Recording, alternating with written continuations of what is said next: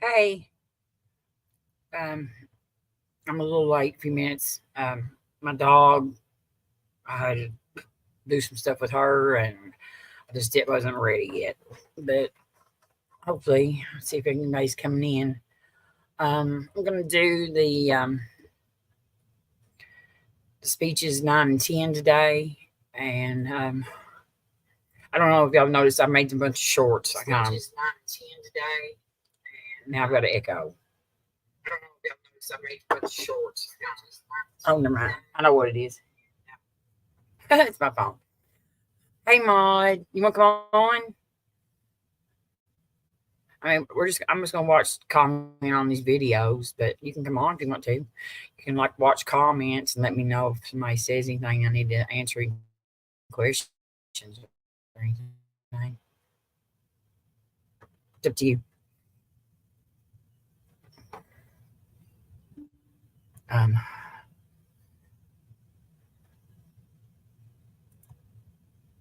I forgot how to I forgot how to add you on there. Invite, right?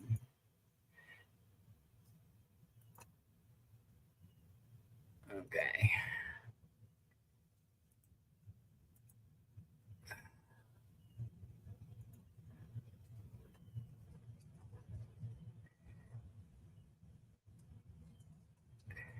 All right. I think I got it in there.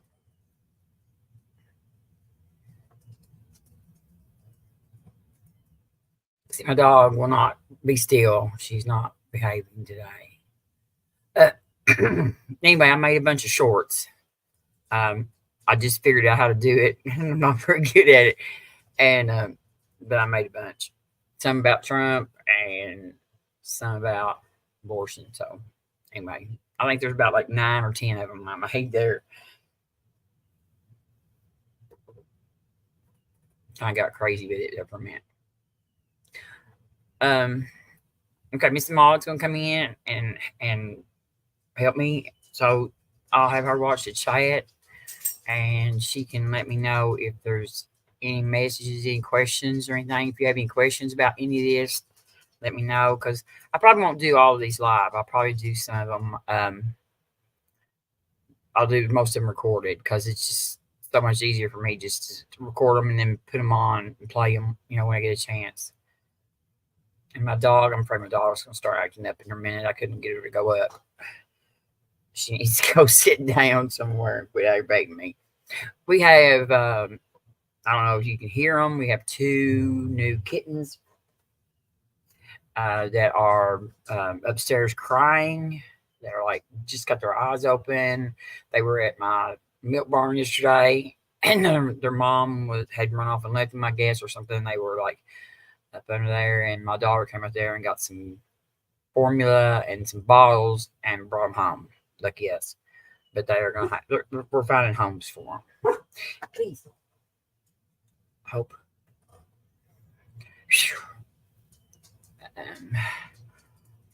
All right. Let's see. Let me get this on here. Um,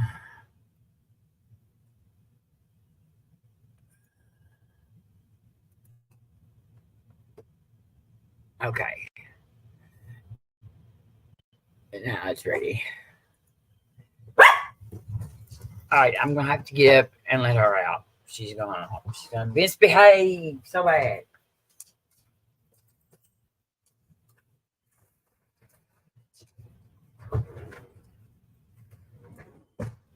We'd leave her out there, but she'll sit out there and bark. Okay, all time. So then my neighbors will be ready to kill me.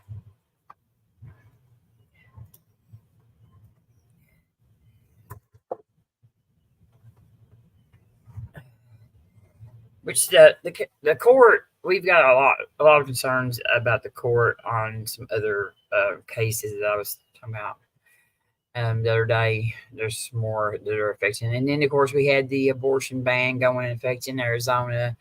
It's a it was passed before when Arizona was still a territory, it wasn't even a state. It criminalizes the doctors, and it is pretty much a total ban, total ban.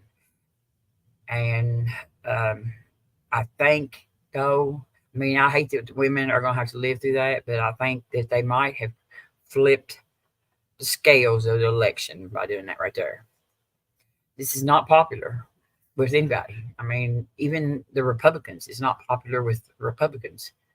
You know, there's only a small sect of the country that supports this cruel, these bans, these life endangering bans. And it's a very small sect. And I really think that they're going to find out how small a sect they are come election time. I'm a single issue voter, and that's right now, and that's all I am.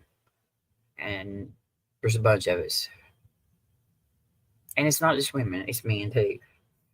But we need to fix the main problem with this court, because we don't need a court that we need a more central ideals. You know what I mean? We need something that both sides can deal with. We're just so far apart right now.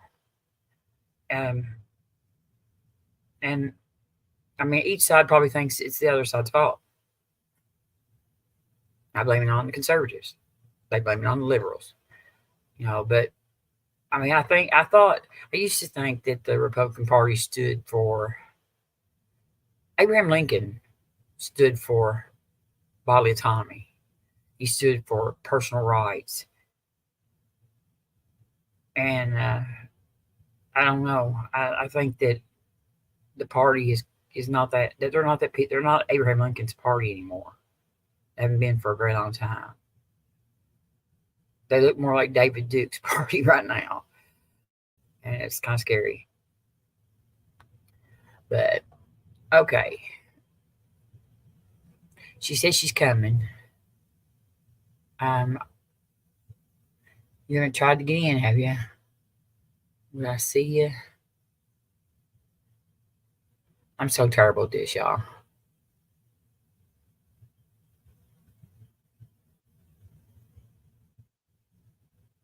So terrible.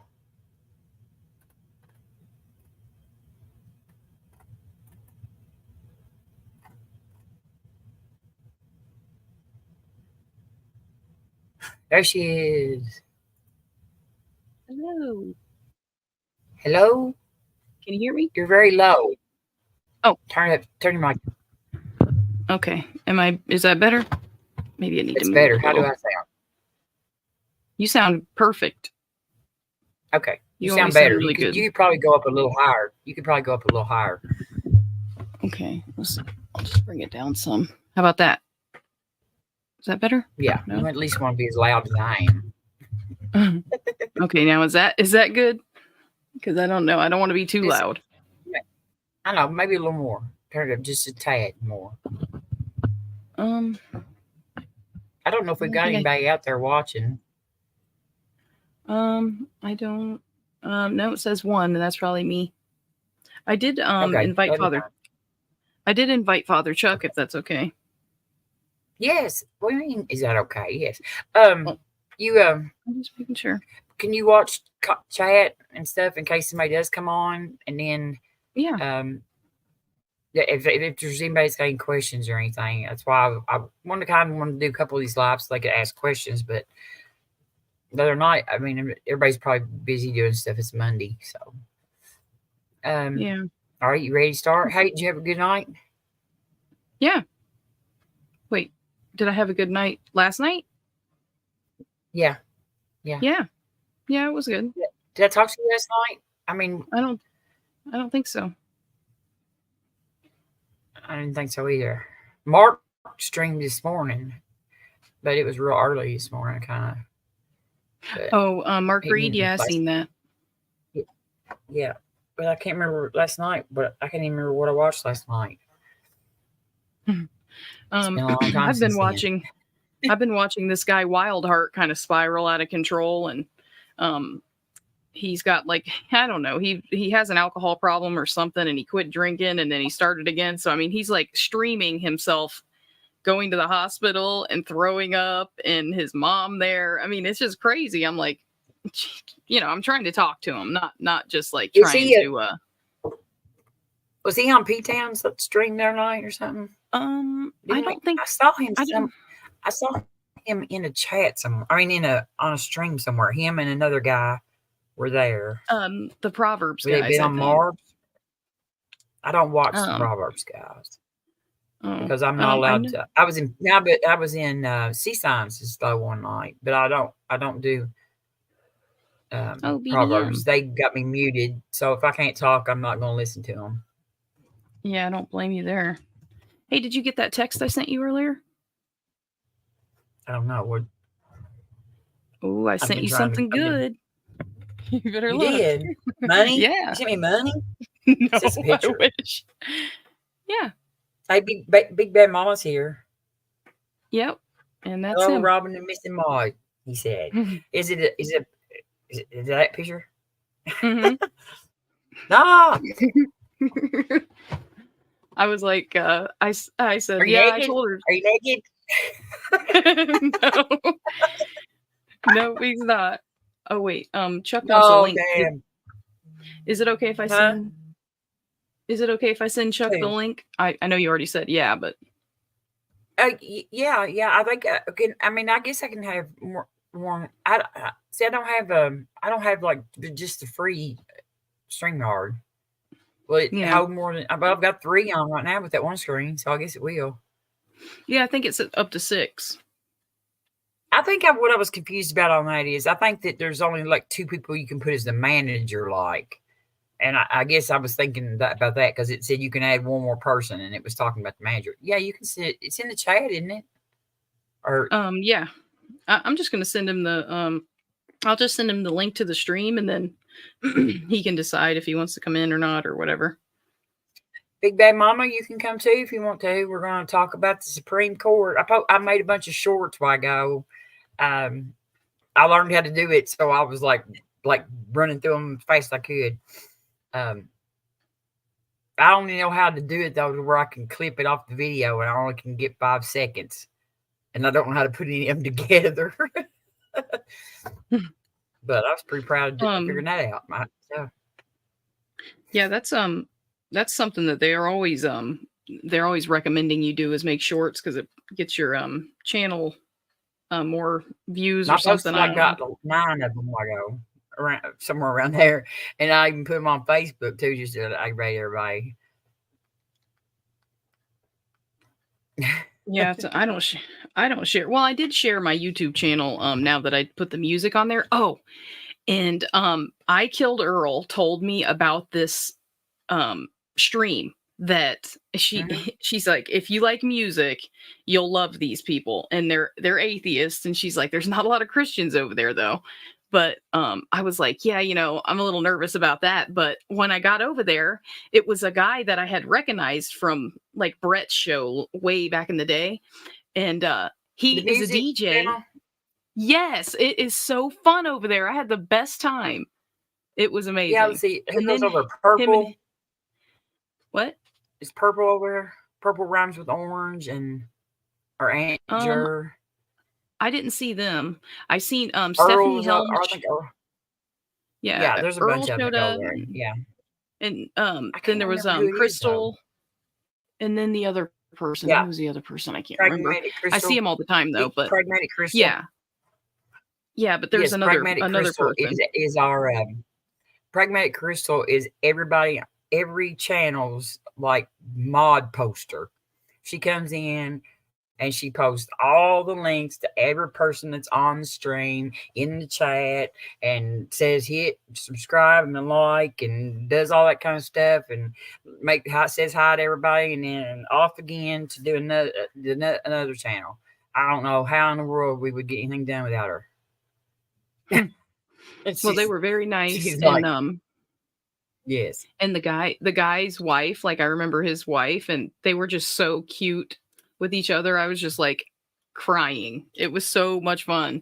But then I left, and I guess right after I left, Earl and Stephanie got into it like really bad. They were throwing the F word around and fuck you, crazy, and all this. And I was like, oh my gosh, I don't know what Nope. happened, but craziness.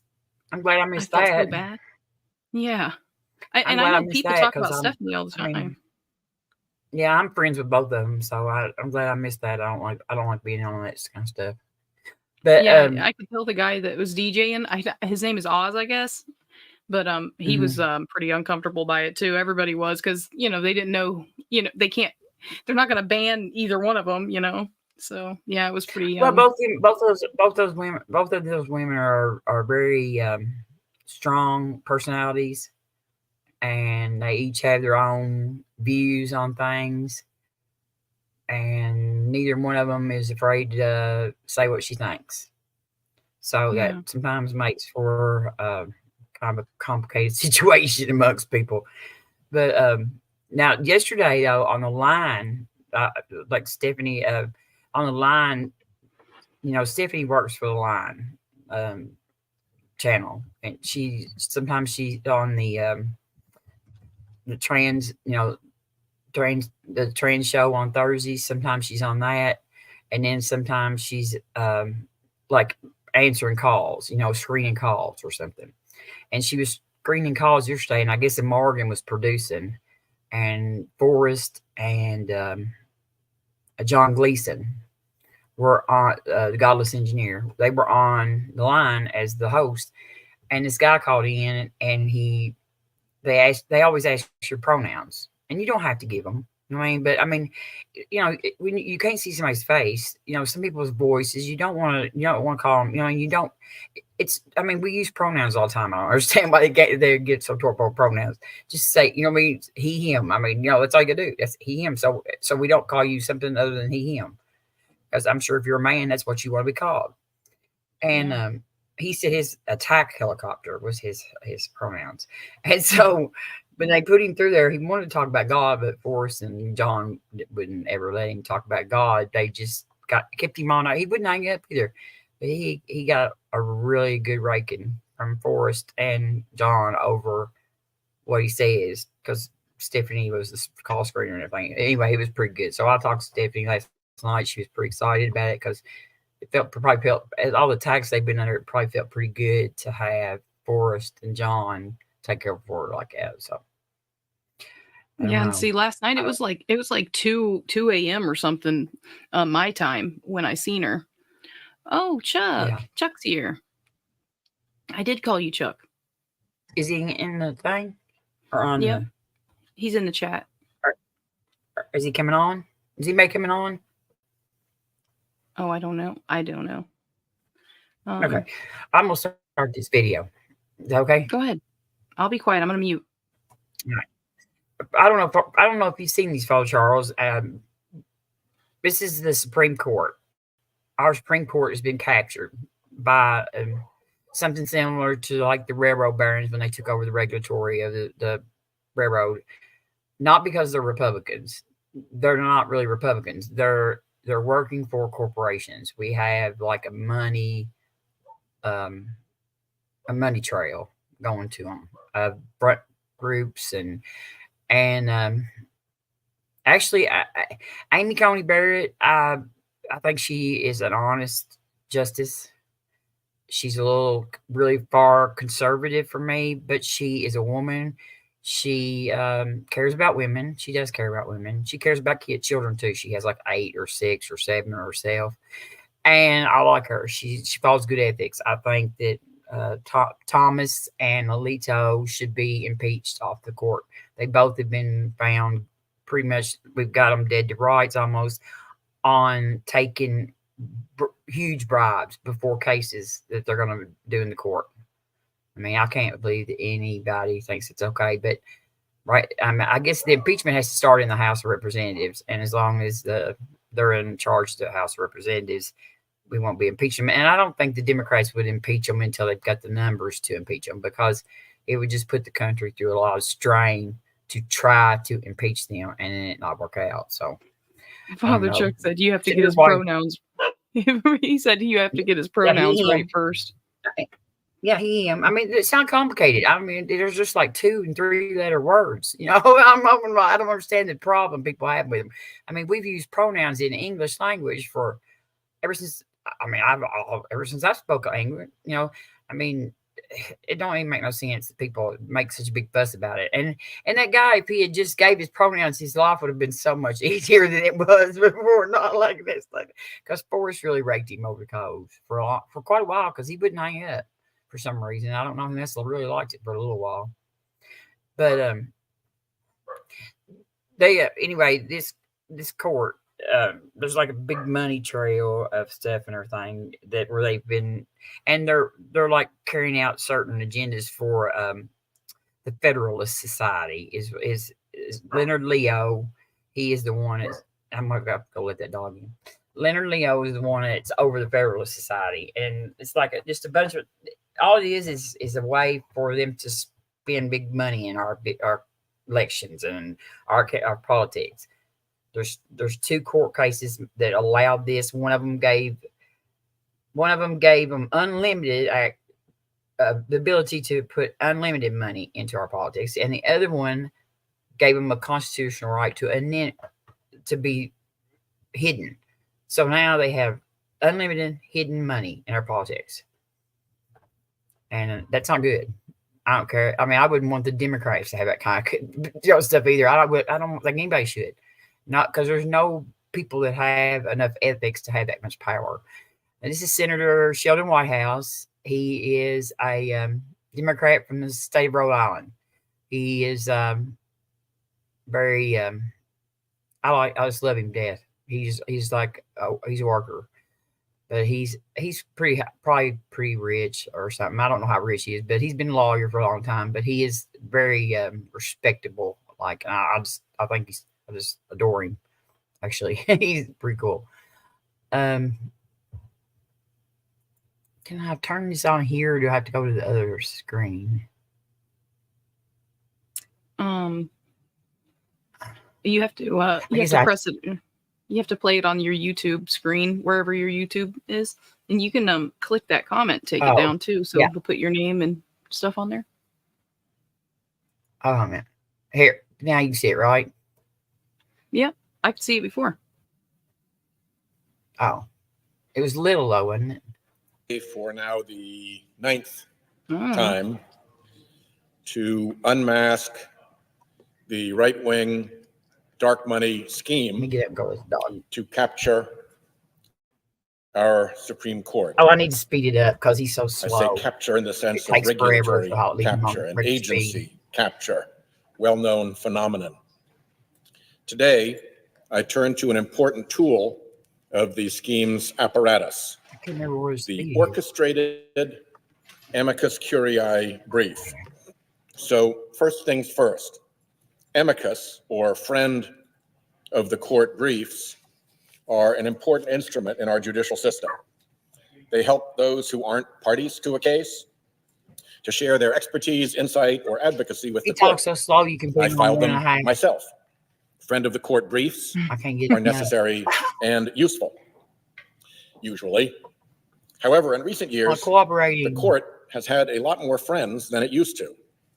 Amici filed 781 briefs in the 2014 Supreme Court term, a more than 800% increase from the 1950s and a 95% increase just from 1995.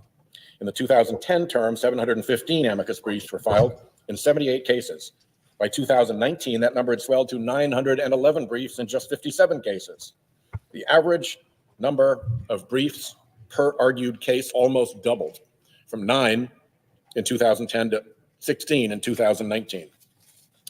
There is another odd feature to this uptick of amicus briefs. Most of the time, you file an amicus brief when the justices have taken a case and are poised to actually decide the outcome of that case at the so-called merits stage of the case, which makes sense because this is when the rulings actually become law. You should be able to just hit the space bar if you want to pause. Arrive when the court considers whether to take up the case. I usually record these. When the justices are deciding whether to grant certiorari or cert. Between 1982 and 2014, the percentage of petitions with at least one cert stage amicus. Okay, certiorari, I don't know if I'm saying that right, but that is when the court decides if they're going to take the case.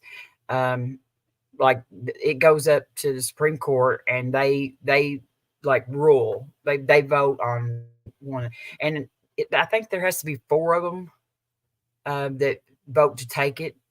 I think that's the way it is. I'm pretty sure that's what it is. I mean, so that's not even like that's not a majority or nothing. But if 4 of them vote to take a case, they will take it.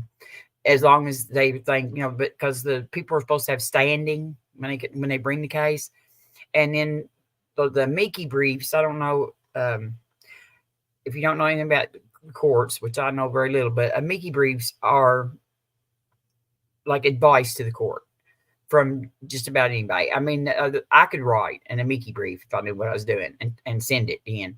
There's a man from Texas that writes them all the time, and he's like a wackadoodle, and he sends them in and like about aliens and everything to them. I'm sure they just enjoy reading those. But he's some big guy from Texas, and but like people who are interested in the case are sending them in, and they're sending them in this stage so they can signal the court that they want them to take this case. Like there's certain cases that they've been grooming and recruiting plaintiffs for, so they can bring these cases to the court. Like they wanted to get like gay marriage. They wanted that brought back in front of the court. They wanted Roe brought back in front of the court. They wanted that mifepristone and stuff the other day. But the thing about it is the cases that they're bringing, they're not very competent, because the one they brought the other day didn't even have any standing. Those people, I would think that they're not even trying. It's like they really think this is going to be so easy now that they don't realize people are watching them and seeing what they're doing. But anyway, the Mickey's briefs come in from different places. Anybody, if they have a case, they'll get a Mickey briefs from just about anybody interested in the case that is got any legals, what it is it's kind of just like advice to the court, or and they take them into consideration. Or then doubled. And justices pay attention to amicus briefs. The court cited amicus briefs 606 times in 417 opinions from 2008 to 2013, far more than in the past. These briefs don't always add value, and top appellate judges are beginning to sound that alarm. Seventh Circuit Judge Michael Scudder said in 2020, too many amicus briefs do not even pretend to offer value, and instead merely repeat a party's position and serve only as a show of hands on what interest groups are rooting for what outcome. Okay, so what does this have to do with the scheme? Well, what happens if the justices whom dark money forces ushered onto the court are looking for that show of hands? I doubt it's just a coincidence that the right-wing donor machine that set out to capture the court has also kicked into gear flotillas of amici that inundate the court with briefs signaling their desire for a certain outcome. A showing of hands. You'll notice that. Oh my gosh. Yeah, I got to let my dog out too real quick. I'll be right back. She's just misbehaving. You'll notice he uses like water terminology a lot. He belongs to a yacht club in Rhode Island, and I'd say that he spends quite a bit amount of time on the water, and so very often he will use some sort of sailing or sea like terminology in his, just because he uses flotillas and armadas. When all the flotillas come together, then they're armadas. And so he'll stick with the sort of the sea theme here. That is orchestrated. Now the scheme is by design hard to make out. It runs on anonymous dark money for a reason. It works through front groups, some with multiple fictitious names. It works hard and spends plenty to hide its hand. Still, look carefully, and the scheme's hand is there to see. Like eddies swirling the water surface as a creature moves beneath, signs of right-wing donor influence swirl around the court. One of the strongest signs is that there is a pattern of success when orchestrated flotillas of dark money amici funded by a small number of wealthy right-wing donors show up, they win. This the thing about it is nobody's like this, like the Koch Foundation. Okay, David Koch died, but Charles is still alive, and I think David Koch's son is running his part of the company.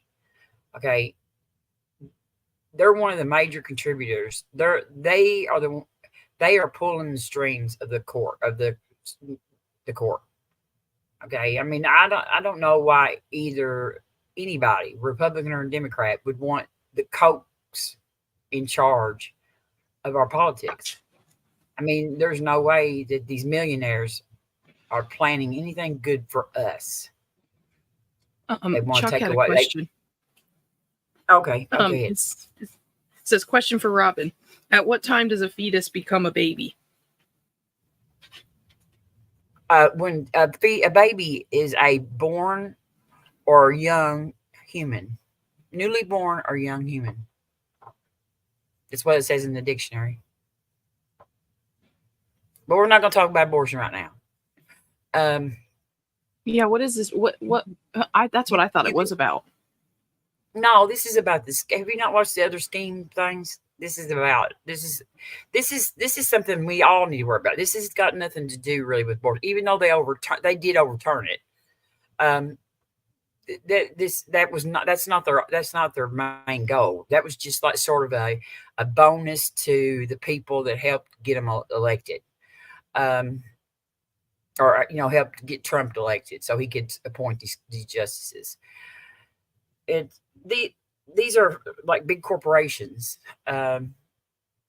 like the Koch Foundation and some oil barons, and stuff like that. And what they want is they want to get rid of Social Security. They want to get rid of Social Security. Because they spend a lot of money paying in Social Security, and they want corporate taxes kept real cheap.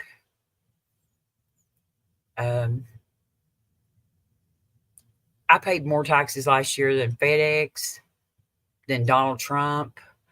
I mean, there's like a whole big list of corporations that I paid more taxes than they did. And that kind of stuff. They want to be able to pollute.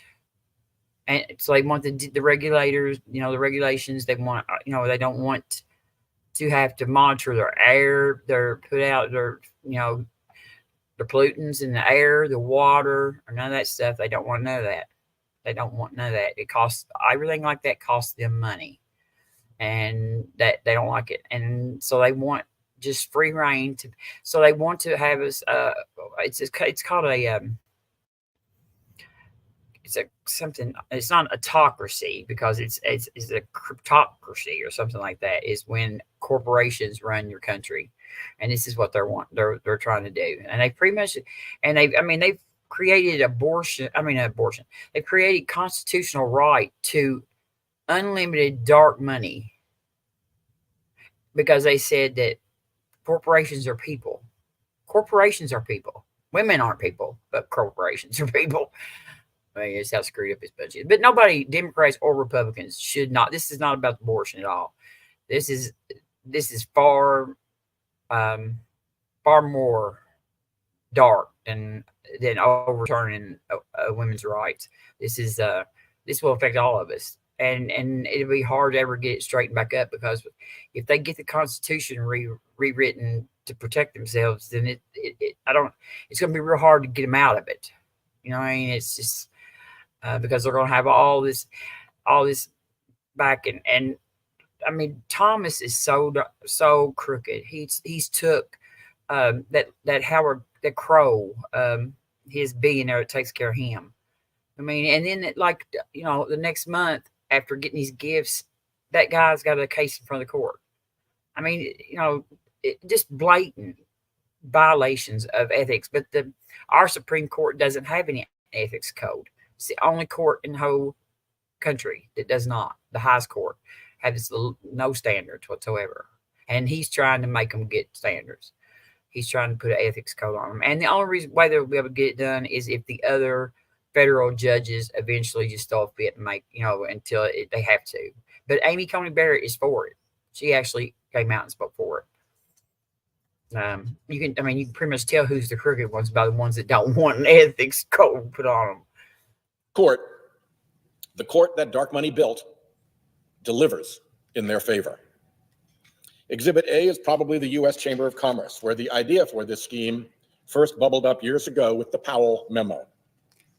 Over the past 15 years or so, the Chamber has filed more amicus briefs at the Supreme Court than almost anyone else, and it's gotten its preferred result 70% of the time. And no one knows what company or what interest the Chamber may be fronting for. That is hidden from the court and from the other parties. The Chamber can even hide if one of its members wrote or funded the Chamber's amicus brief in that member's own case. So the member of the party and the Chamber, on behalf of the member, files an amicus brief, and no one is the wiser. So it's no surprise that the Chamber is trying very hard to block the Judicial Conference from bringing more transparency and daylight into the funding of these amicus briefs. It's not just the Chamber in this racket here. If you take the recent anti-union cases, Janus versus AFSCME, Cedar Point Nursery versus Hasid, and Friedrichs versus California Teachers Association, each case drew 10 or more amicus filings. Father Charles, I got a question for you. Are you a union supporter?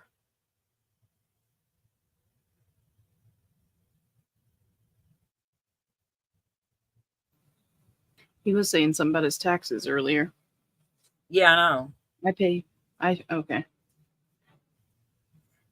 want to know if he's if he's like, because from where he lives, there's a lot of unions up there. That's why. Yes. Okay. I knew we could find common ground. Okay, these people right here are anti-union. I mean, like the Koch Foundation and stuff. They do not want workers, like gathering and forming unions. I mean, these are like back in the days when the railroad and the barons took over the railroad, and there was no regulation of the railroad because the railroad barons owned it or had control of it. But they were policing themselves. It's like I told them the other day, it'd be kind of like me and my milk truck, take our company taking over the milk inspector's office, so that I was hauling milk, and then I was also my boss also had the milk inspector's office in his pocket. I mean, eventually your inspections and your regulations break down when that happens right there, when the company is running its own regulation, and that's what they're trying to do. And they don't want to have to give nothing to workers, because these people see us as ants, like little ants. You know what I mean? If I die tomorrow, there's going to be two more to take my place. It don't matter to them. All we are is necessary things to keep their economy going and to produce their goods. And that's it. And I mean, they're not for anybody. They're for a few rich. And since they have been able to put this dark money into our politics the way they have, it's been about 10, 11 years now, 12 years, they have managed, we have more billionaires than we've ever had in the United States. And then we also have more people living at the poverty level or below. there's a greater distance between the poor and the very rich. You know what I mean? There's like a huge difference in our incomes because they're getting it all. I mean, we've got like 100 and some billionaires now in the United States.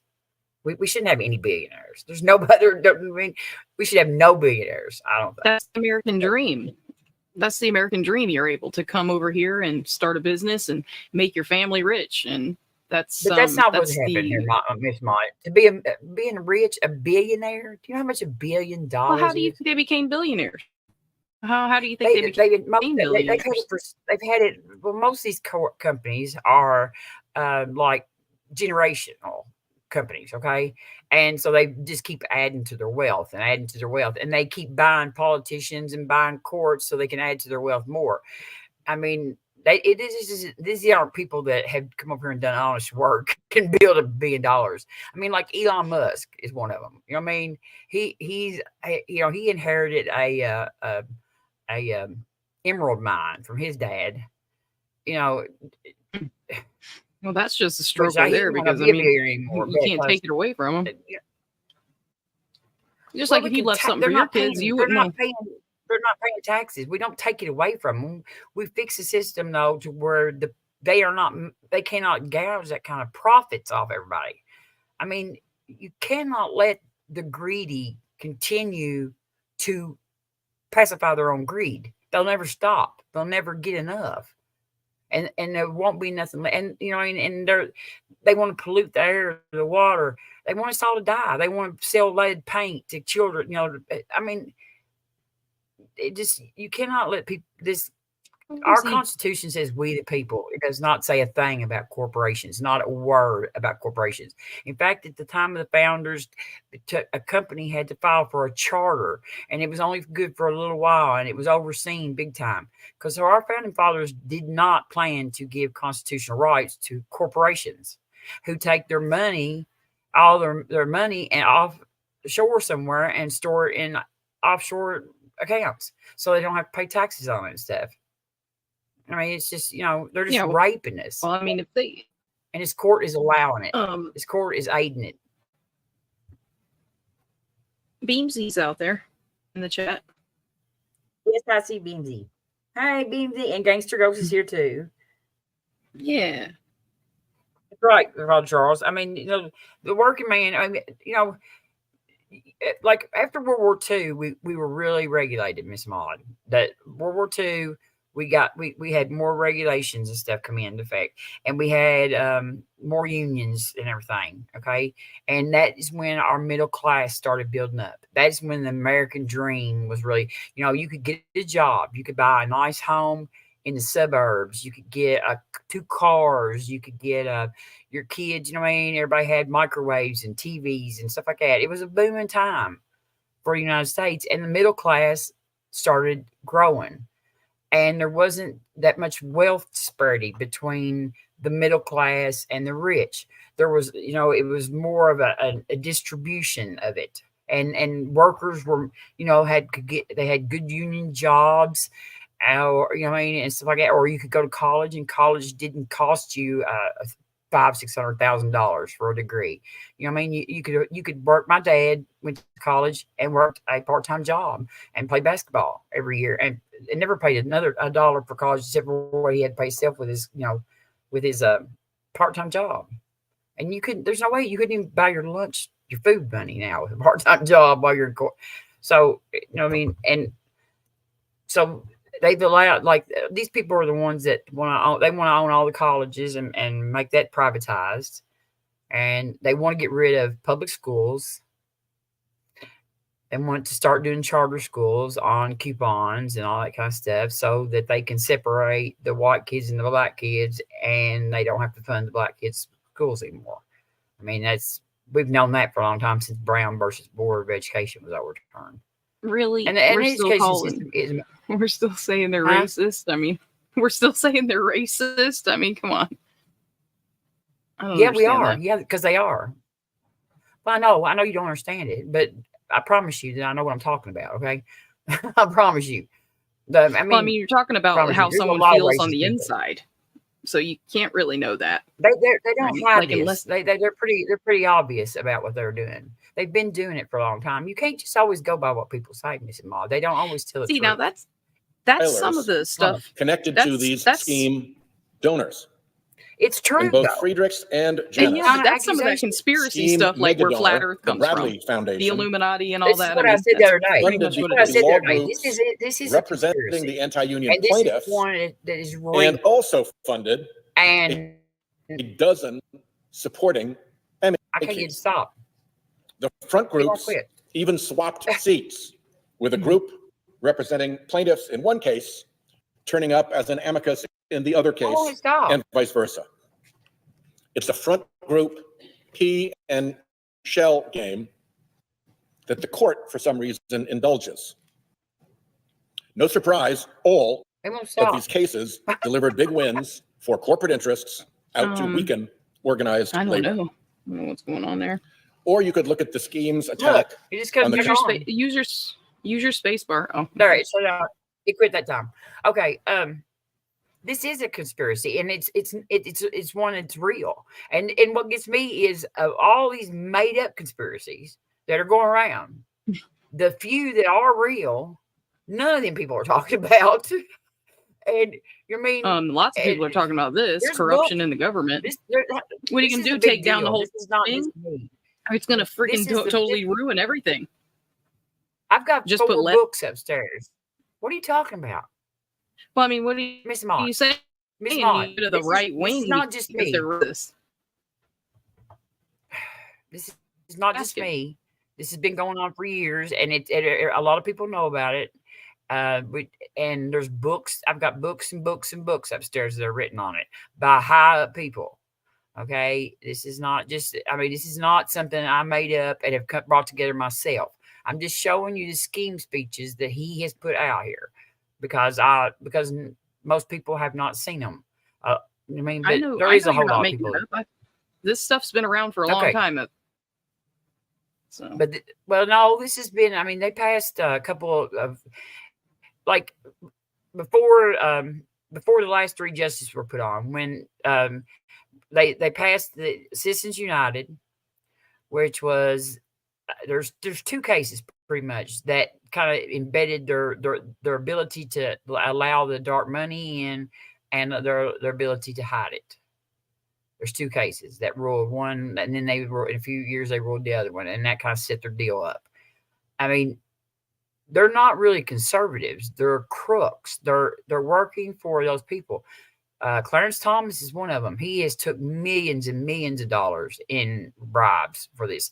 He has Harlan Crow bought him a motorhome and took him on big yacht trips and all this stuff and everything. And Alito was crooked.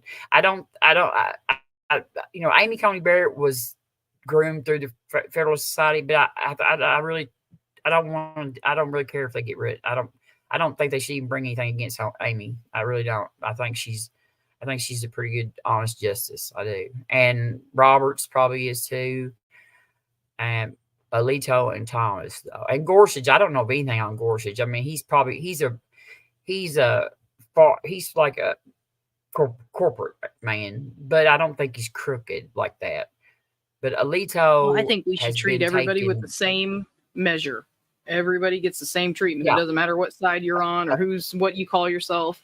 I think so too. But I don't think we need justices that we should not have justices who take bribes before cases by the people that they're seeing in court.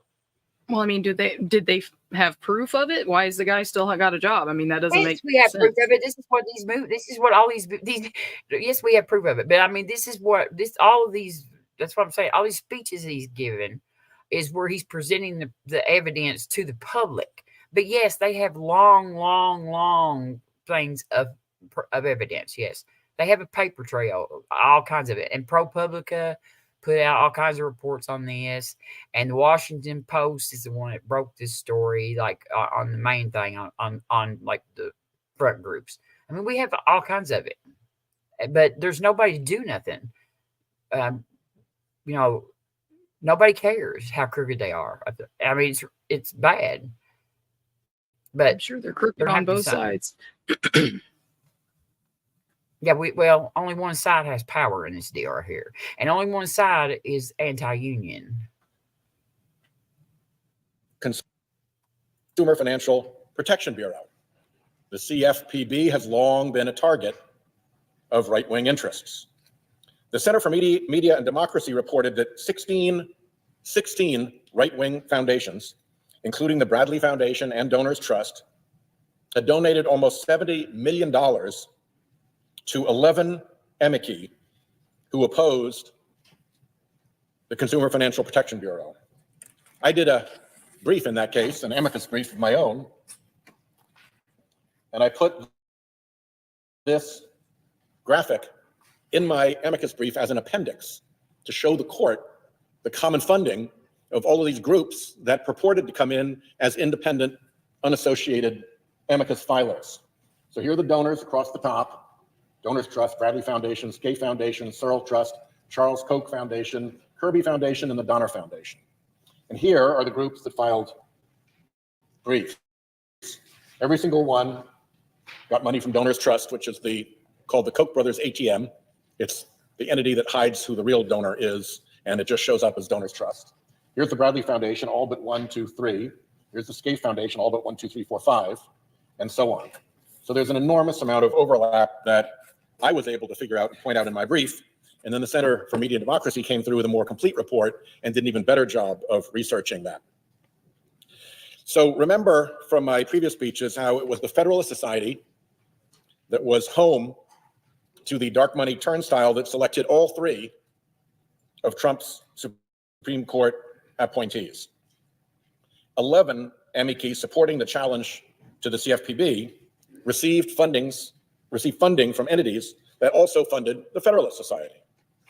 So it is a pea and shell game of funded amici with a lot of shells. And then there's the biggest scheme case of them all. You might call it the Scheme-a-Palooza. The case was called Americans for Prosperity Foundation versus Bonta. In this case, more than 50 dark money organizations filed amicus briefs at the cert stage, when the question is, do we take the case, before it's even being argued on the merits.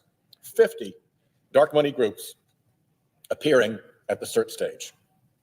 And another 45 turned up at the merit stage, all to support the Americans for Prosperity Foundation, which you will recognize as the Koch-backed twin to Americans for Prosperity, which is the front group at the heart of the Koch brothers' political operation. It is the center of the right-wing political dark money web. Essentially, the Americans for Prosperity Foundation and Americans for And Miss Maud, when they say right wing, these are not conservatives. These are not Republicans. These are far. I mean, this is not the Republican voters. This is not. I mean, even Republican voters don't want to get rid of Social Security, and these people do. I mean, yeah, that's kind of. I don't agree with that for sure. See, I don't know that much about what's going on, so I'm just. I know. I mean, you're talking like you're a conservative. You know, I mean, you've got conservatives, and then you've got these people, these corporations, and there's some corporations on the left. There is some, but they don't jihad with these because these right here are trying to take over. These want to stop. They don't want us to do anything about climate change. They don't want us to do anything. They didn't want us to. They didn't want to have to stop selling. See, they hid the cigarettes, like that it could cause cancer. They don't want to have to like make cars that when they crash that you don't die in. They didn't want to have to take lead out of paint. I mean, just whatever makes them the most money is the cheapest for them to do and the easiest for them to get. That's the way they want to be able to do it. And it don't matter because we're expendable. And, well, how the heck do they make a car that crashes and doesn't kill you? Well, I mean, there's some pretty good cars out there right now. I don't know if you've ever watched some commercials of some of those like German cars and stuff. I mean, they take a pretty good licking, but there's a minimum, you know what I mean? I mean, all right, like one case back, there used to be the Ford Pinto. Okay. You know what a Ford Pinto is? Yeah. Yeah, I know what that is. Okay. All right. Ford Pinto had a fuel tank that it come out eventually that if it got hit in the rear at a certain speed, the car would explode. I mean, it was like something that was happening enough to where they realized it. Ford did. Ford did a analysis on it and decide it was going to cost $11 per car to go back and put a shield on that fuel tank that would prevent that from happening. And there was like 23, I don't know, it was going to cost them like $100 million, which was a lot of money back then. And so they decided not to do it. And they just hid it. And of course, it eventually came out because some people got killed. And when they sued Ford, it came out in court that they had hid it. I mean, and they waited as they figured out how many people they thought might sue them and they might have to pay money to if they died over what it would cost to put the shield on there. And they figured it would be cheaper just to go ahead and pay for the people that died than put the shield on all the cars. I mean, these are not people. These are corporations. They don't care about people. They're bottom dollar is all they care about, and they don't care about They don't care if I die or a Republican dies. They don't care. You know what I mean? Neither one of us count any for any more, except that they might get some of them to vote for them for their candidates, but that's all. They don't care nothing about it, and they're not your actual conservative. They're billionaires. They're a whole different crowd of people than anybody we know. Prosperity are the same organization. In current state-of-the-art dark money politics, you twin a 501c3 and a 501c4 and work them as a pair. And sure enough, if you look at Americans for Prosperity and Americans for Prosperity Foundation, they share quite a lot. They share the exact same address, for instance. 1310 North Courthouse Road, Suite 700, Arlington, Virginia. They share the same CEO. They share the same senior vice president of grassroots in Americans for Prosperity. See, one of them is allowed to take money and not have to, like, they can take like money and hidden money. Okay. And then the other one, but they're not allowed to do politics. Okay. But the other one can do politics, but they have to show where their money came from. So what they're doing is, but they don't want to go too much trouble. So they're like, donors are all giving the money to Donors Trust, that other one.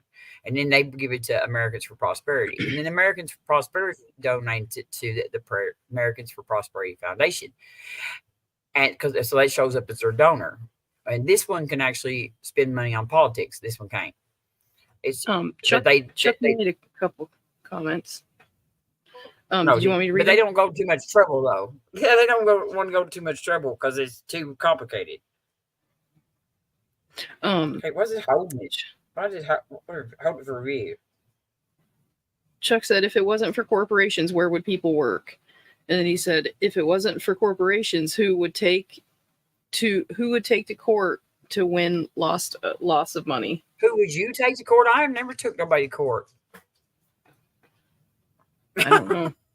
There you go. I never took nobody to court. So you think we should just let corporations make just whatever billions of dollars profit off of all of this? Well, I love Walmart. I can tell you that.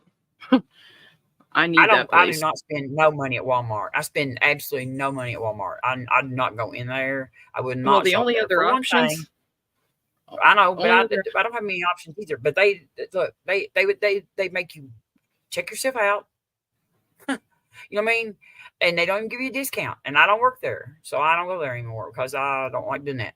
But I don't spend money. I try to shop at, like, if I need hardware stuff, I go to our local hardware store. I try to shop as much as I can at the places that are owned by the local people here. You know what I mean? If it costs me $5 more to get my groceries at Save a Lot than it does, and I know the guy that owns Save a Lot and to go to Walmart, so be it. I'll spend $5 more. If it costs me $8 more to get all my hardware at the little hardware store around the square, I'm going to spend it instead of going to Walmart.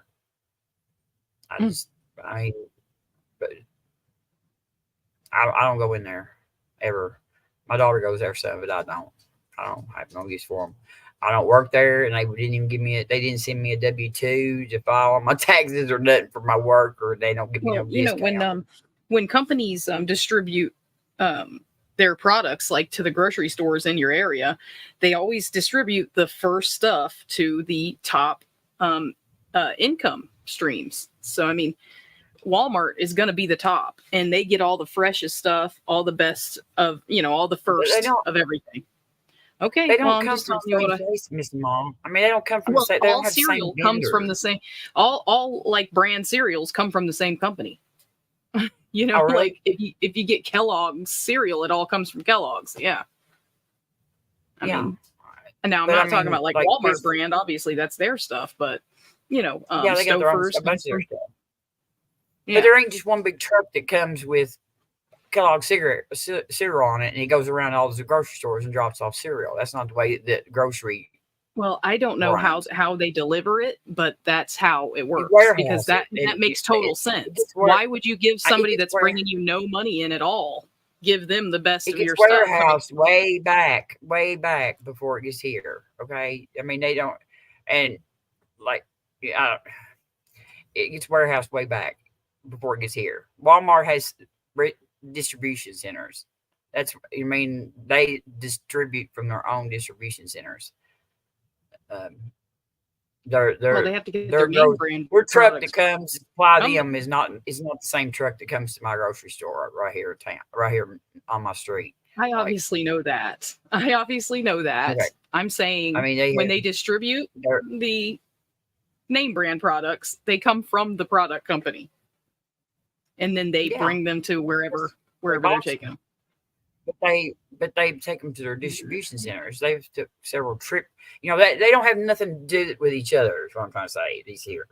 And I don't spend, and I know the guy that owns my local grocery store, and the other one is owned by the Walton family, Mr. Walton was a good man. He used to let trucks park there at night. We were always welcome to sleep in their parking lots at night. Big trucks were. When he died, his kids said no. And they jack prices up. They don't pay the workers nothing to work there. And they don't want to give them insurance. And they won't let trucks park there no more. And they make you check out your own stuff. And I don't work there. And they don't give you a discount for that. And then they got to stay open during the pandemic when all the other smaller businesses were closed, a lot of them. And Walmart was the only one place that got to stay open. And they act like they're broke. They can't even pay cashiers. So I don't spend no money there. I mean, you can do whatever you want to, but I don't go in there. I don't have to. I just go with my little grocery store right here. Prosperity and Senior Vice President for State Operations in Americans for Prosperity Foundation. They share the same Senior Vice President of Policy. They share the same Chairman of the board. They share the same president. If you were to do a piercing of the corporate veil analysis, you'd be hard-pressed to show that these are not essentially the same organization. And that armada of amici that came into the Americans for Prosperity Foundation case, all of them receive funding from the Koch political network or the Koch identity laundering group Donors Trust. At least 11 prominent right-wing groups gave close to $222 million spread across 69 of those amici who came in to support their fellow American for Prosperity Foundation. If the little flotillas of a dozen or so in the CFPB case and in the anti-labor cases were sending a signal to the court, see the anti-labor this turnout was a screaming alarm, a megaphone in the court's face. So what made the AFPF case such a big deal for the scheme? Well, this case gave the court that dark money built an opportunity to do something the dark money donors desperately wanted. It gave the court the opportunity to create for the dark money donors a new constitutional right.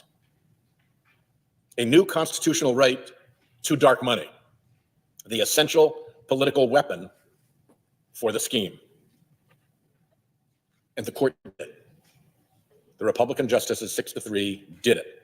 The court that dark money built struck down a state rule requiring limited disclosure of nonprofit donor information from a very political nonprofit, and went on to cast a shadow of doubt on the constitutionality of disclosure requirements of any kind. The amicus mischief at the court continues. Look at the gun case before the court right now, New York State Rifle and Pistol Association versus Bruin. This case is priority number one for the NRA and its gun industry backers.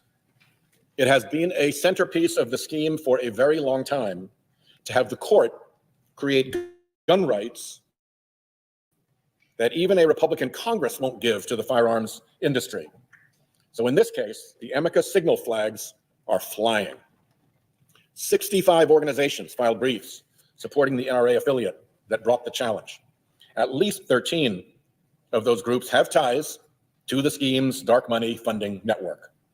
Several amici are arms of other amici. That is, the fundraising or lobbying arm of an organization that itself also filed a brief in the case. At least 5 amici are NRA affiliates, and they were joined by the NRA's Civil Rights Defense Fund.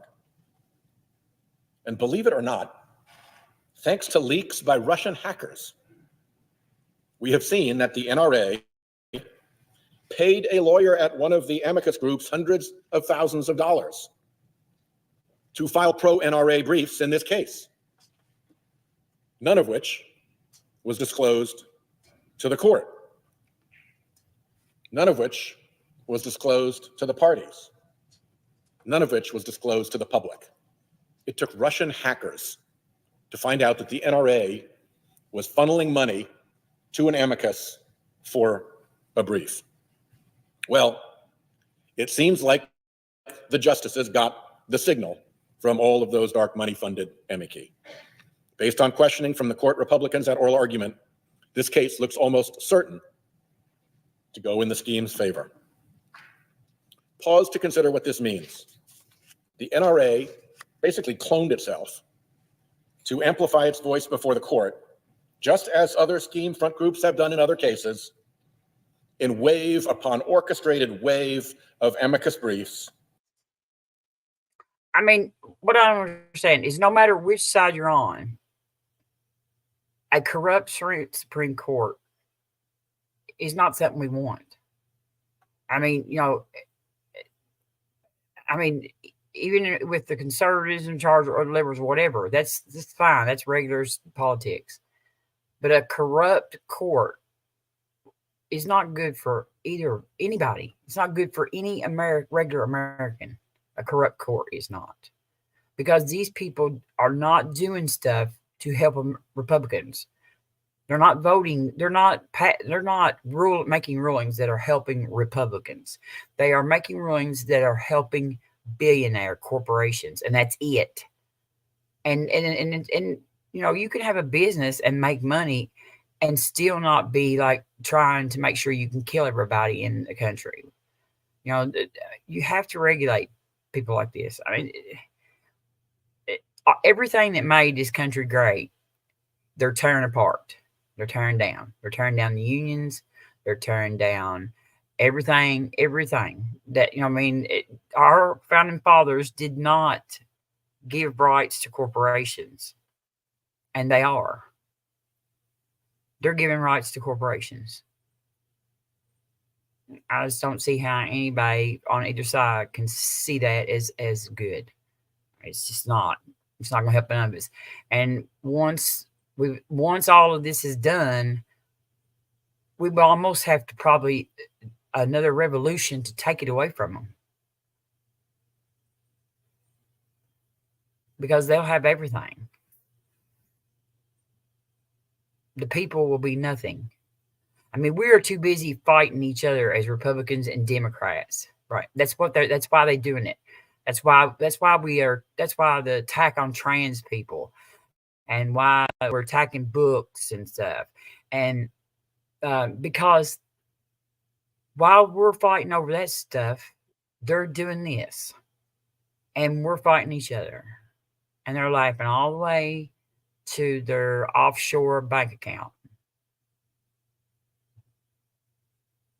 Washing into the cases that matter to the scheme's big donors.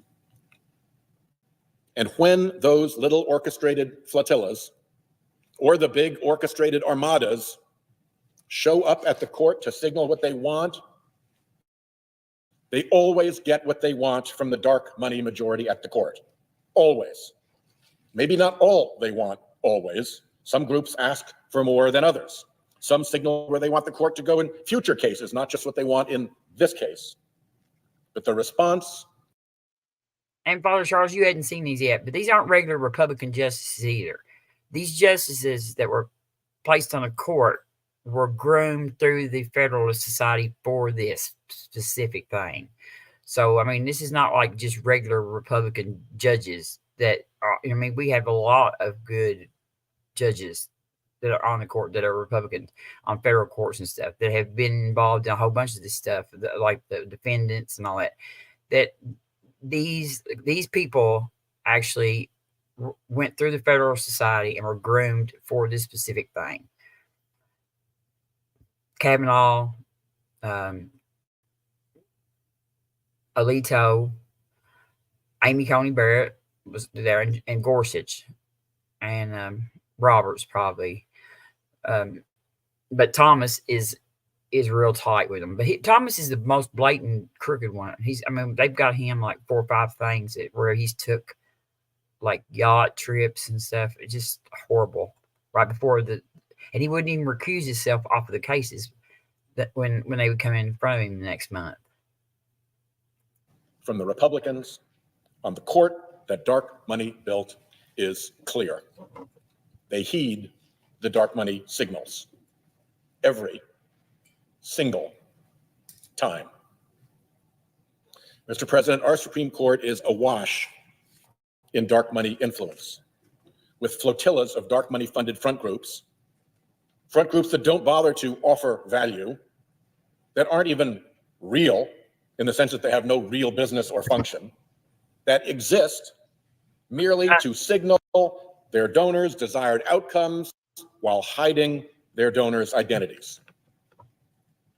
It's an armada. No, this man is doing real work the for court us. Indulges. Real work for all of us. This fakery lets a small, wealthy donor elite manufacture sham allies to get themselves a bigger say at the Supreme Court than everyone else.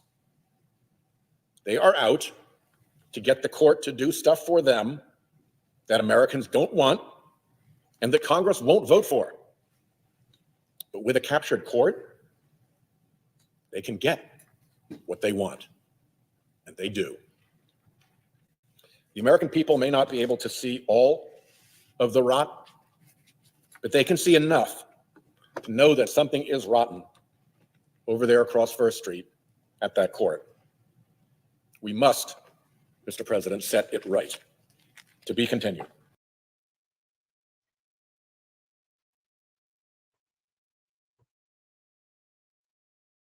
Mr. President, Now what's wrong with this thing? Won't turn it off. To Here. discuss again All right, we're gonna turn. I'm gonna the let's see. Stop sharing. Okay. Now we just talk. Where'd you go, Miss Mon? I'm here. Can you hear me? Oh, you hid. Oh. Father Charles, you want to come in? Tux. Anybody wants to come in? You can. I'm not going to do the other speech. I'll just wait. Yeah, you're gonna get a lot of both sides of that whole thing for sure. I'm gonna get both sides. Most everybody I know is pretty much against what's going on at the court. Well, I mean, on the internet, you're always gonna have somebody that disagrees with you. You know, I mean, Should nobody disagree? Unless you're a billionaire, you should not disagree about this court thing. Well, I'm a unless poor you're a person. billionaire. If you're a billionaire, maybe. But unless you're a billionaire, because they're gonna hurt you too. They're gonna hurt anybody that's not a billionaire. I mean, they're protecting billionaires. That's it. That's all they're doing. Corporations, and they're taking away our right to make our own decisions, like as far as voting and stuff, because they're going to be controlling the politics. We're not going to be able to know if our water's safe to drink, or if our air is safe to breathe, or if our food's safe to eat, because they want all of that gone, because that costs money to do, to regulate stuff. And they want it gone. They want to take away our Social Security. They want to take away all our health care. They want to make everything privatized, schools, firehouses, hospitals, everything be private owned. So only, if you don't have enough money to pay for your fire, if you can't afford for your fire company to come, if your house catches on fire, they won't come. They'll let your house burn down because you can't afford to pay. I mean, that's just the way it is. When you privatize everything, when everything like that gets privatized, then only the rich can afford it. And then it's just everybody else is just left to hang to themselves. I don't want to live in a country where everybody just thinks about themselves. That just is going to turn into, eventually that'll be just just a mob living. I mean, we can help. We're the richest country in the world. We can help people. We can all rise up. That's how you rise up, is you all rise up together. We don't have some that kick everybody else on the way up and then stomp everybody else on the way up. You don't do that. And if you allow that, it won't be. It says that your device is not connected. Mine? You on there now? Hold on a minute. No. Father Charles. Father Charles, I feel so good that you're here. I bet you do. Well, I mean, you've never been on my channel before. You've never been on my channel before. Right. Welcome, Charles. Back. Hello. No. It's robot. Right.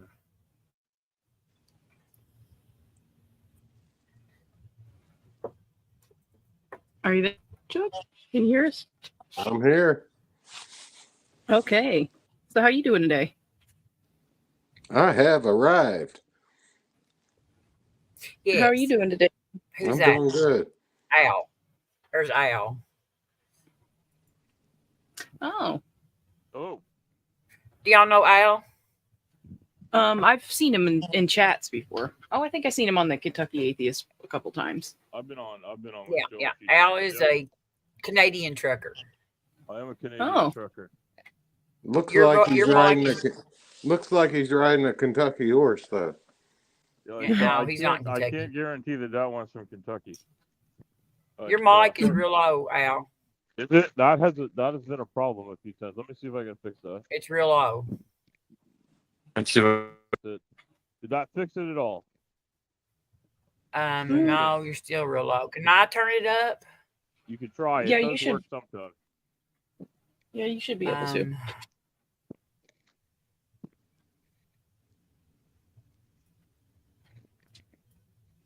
Sometimes this machine is just not very good. Let's see here. Say something. Something. It's still not very. I've got it almost turned. Still really low. It's still not very low. I'll try leaving it coming back. It happens on Slim. It's my Blue Parrot machine is old, and I think the microphone is just going in. But other times it works. Oh, it's very low. He left.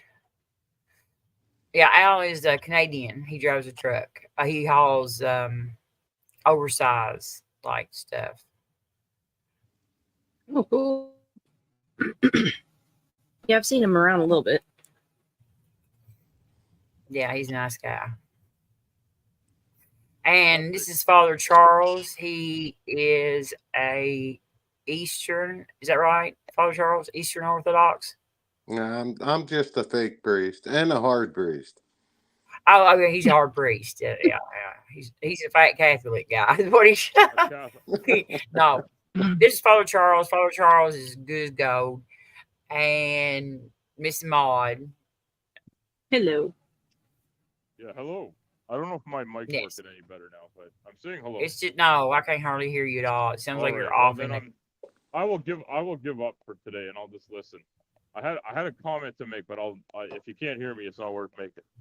Well, I can hear you a little bit. I'll strain. What did you want to say? Okay. Well, my comment was that I was thinking about a lot of the stuff that your Supreme Court gives to the people is stuff they've been told they want. And then the stuff that they give to large corporations is stuff they don't know about or understand as a general population. And so they think they're getting everything they've asked for, while other stuff is being done that is just hard to follow because you have to they don't even know the inside baseball. But when they say, we told you didn't want abortion and we took away abortion, and then people cheer. Well, I mean, this is not. This ain't even about it. This started way before the Roe got overturned. Anyway, this bunch here, and this is not. This is not for either. I mean, this has really got nothing to do with it. Abortion. Wasn't even really on their plan. It was just sort of a gift they gave to like a certain group for the votes. For making things go the thing their about way. it is that the pro-life and the pro-choice citizens will be hurt because of what the court is doing to the rest of the regulation. You just, anytime you've got a corrupt court, it's not good for anybody. Either side. It's not going to be good for nobody. And that law doesn't just take rights away from females. It takes rights away from everyone in your whole country. Everyone in your whole country has now lost the right to keep the government out of their doctor's office. Yeah. But like this right here, even if it had nothing to do with abortion, it's like a big deal because it's like the control of our country. You know what I mean? Abortion is kind of a fight of ideals on both sides between the American citizens. Yeah. This is not got nothing to do with us. This has got to do with rich authoritarian people trying to make sure that we the people, the Republicans or Democrats, never have control of our own government again. Either way. They will control everything. They will control media. They will control, and they're working towards it. And they're a autocracy. A quick study of history will show how we just might as well put a king back up there again. Absolutely, and there's one guy that says he's a billionaire. I have my doubts. Who they keep cheering for? He's not a billionaire. His check bounced for bond. Did it really? I haven't heard that yet. I haven't heard that. You got to cut in half and then it bounced. His check bounced. Well, there you go. Well, he didn't sell it. People need to buy some more of his Trump Bibles. He's got Bibles and sneakers. They're the matching set. Gold shoes. Gold Bibles. Tell you. Anyway, I know that I don't see how's Trudeau doing? How's Trudeau doing up there in Canada? He is not a well-liked man here by some people, but the opposition to him are like all the truck drivers. Go on. I'm sorry, I didn't mean that. No, you go ahead and tell. Like, the thing is, truck drivers aren't a monolith here. They just, and most of the people protesting aren't truck drivers. I'm busy. I'm trucking. I can't afford not to truck. Most of the protesters were not truck drivers. And I don't know if any are still protesting, but like I live in a society where if my wheels aren't turning, I get $0 on my paycheck. I'm not sure that it works differently in the U.S. I think it's the same, but where I am, the type of job I have pays $0 for protesting, and the paycheck comes for driving the truck. And so I don't have time to protest. I vote with my dollars and I vote with my vote. Well, it still works differently in the United States so far, anyway. Yeah, so like truck drivers there get paid to sit at home or go to a protest? No, I didn't. No. My cows, I couldn't take off anyway. My cows had to be milked. Yeah, that's right. That's right. And the stuff I haul is a little less time sensitive, but the people that want it don't think so. Well, what about when Trudeau was going to enter your bank account and take your money away if you protested? He can't do that because I'm not protesting, and B, he can't just do that. Well, I'm talking about the protesters themselves. What gives him the right to do that? Well, I would have to. I actually don't know what would give him the right to do that. That is a huge lead. To say it's just for a protester. Well, that's a Canadian thing, we would say, in the United States. But it wouldn't be. No, it's not a Canadian thing at all. Being able to just take money from people for no reason whatsoever is not a thing. And legally protesting is allowed here. You are not allowed to do illegal protesting. And you're not allowed to do illegal protesting in the U.S. either, from what I understand. What's illegal protesting in Canada? It's probably a little bit more stringent than it is there. My personal opinion is that our government doesn't even know. And my government has on many occasions overstepped their bounds with police and military on protest. And I have no idea whether they did with the one that they called the trucker protest in Ottawa. What I do know is that the trucker protest in Ottawa, there were many instances of people breaking the law. There were also probably many instances of people having a peaceful protest. And I don't think anybody could tell the difference after a while. Oh. And I also think that the threat of bringing down this hammer on people is toothless and wouldn't go anywhere. Well, how would you define freedom of speech? Not the same way you would if you're American. Well, that's obvious. And the reason why is because Canada doesn't have freedom of speech in the same way. There's some similarities, but freedom of speech, we do not.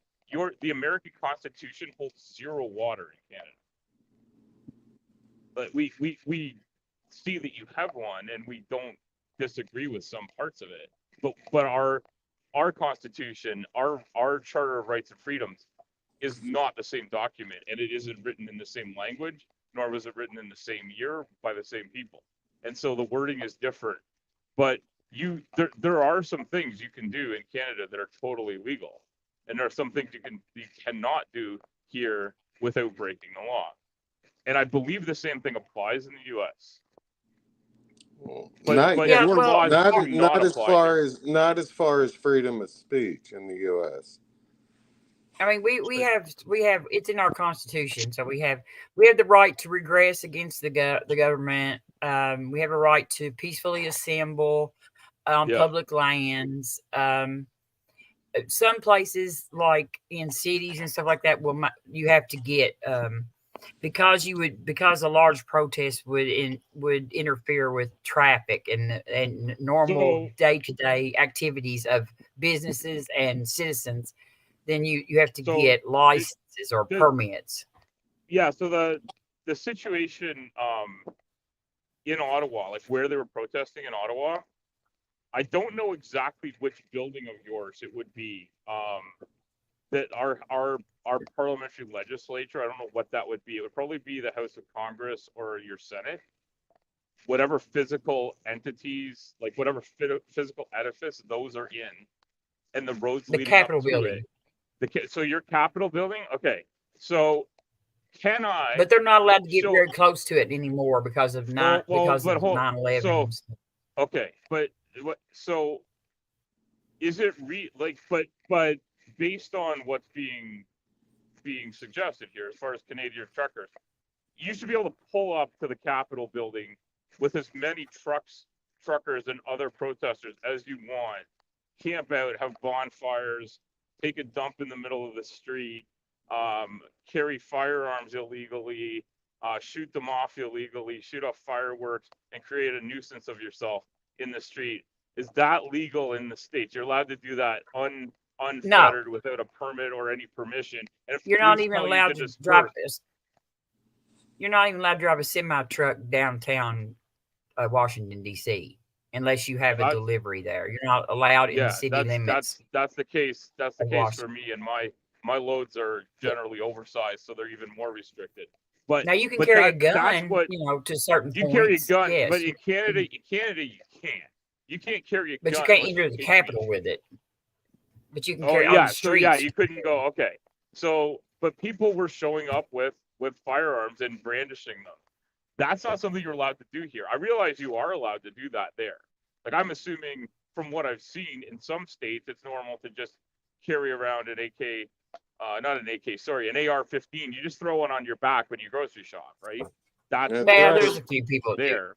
I think there's a few people that do it to prove a point, right? Yeah. But a lot of people do carry. A lot of people do wear like a pistol now. You know what I mean? Like they might have a pistol. You can't do that here. I'm not sure if that's right or wrong. I wear one on my at all times. Me too. Yeah. Yeah, and I mean, a lot of people wear a pistol. I just don't. I do not carry a firearm when I'm not hunting. Yeah, y'all don't have the same firearm. We don't. And I mean, I'm not anti-gun. Okay, but when you're a commercial trucker in the U.S., where do you keep your pistol?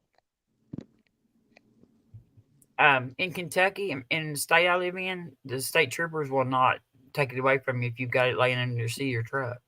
What happens? In fact, they think you should have one. What happens? Tennessee's the same way. I'd be good in the South. I couldn't go to New York City with it or California, or but like in New York City. Sorry.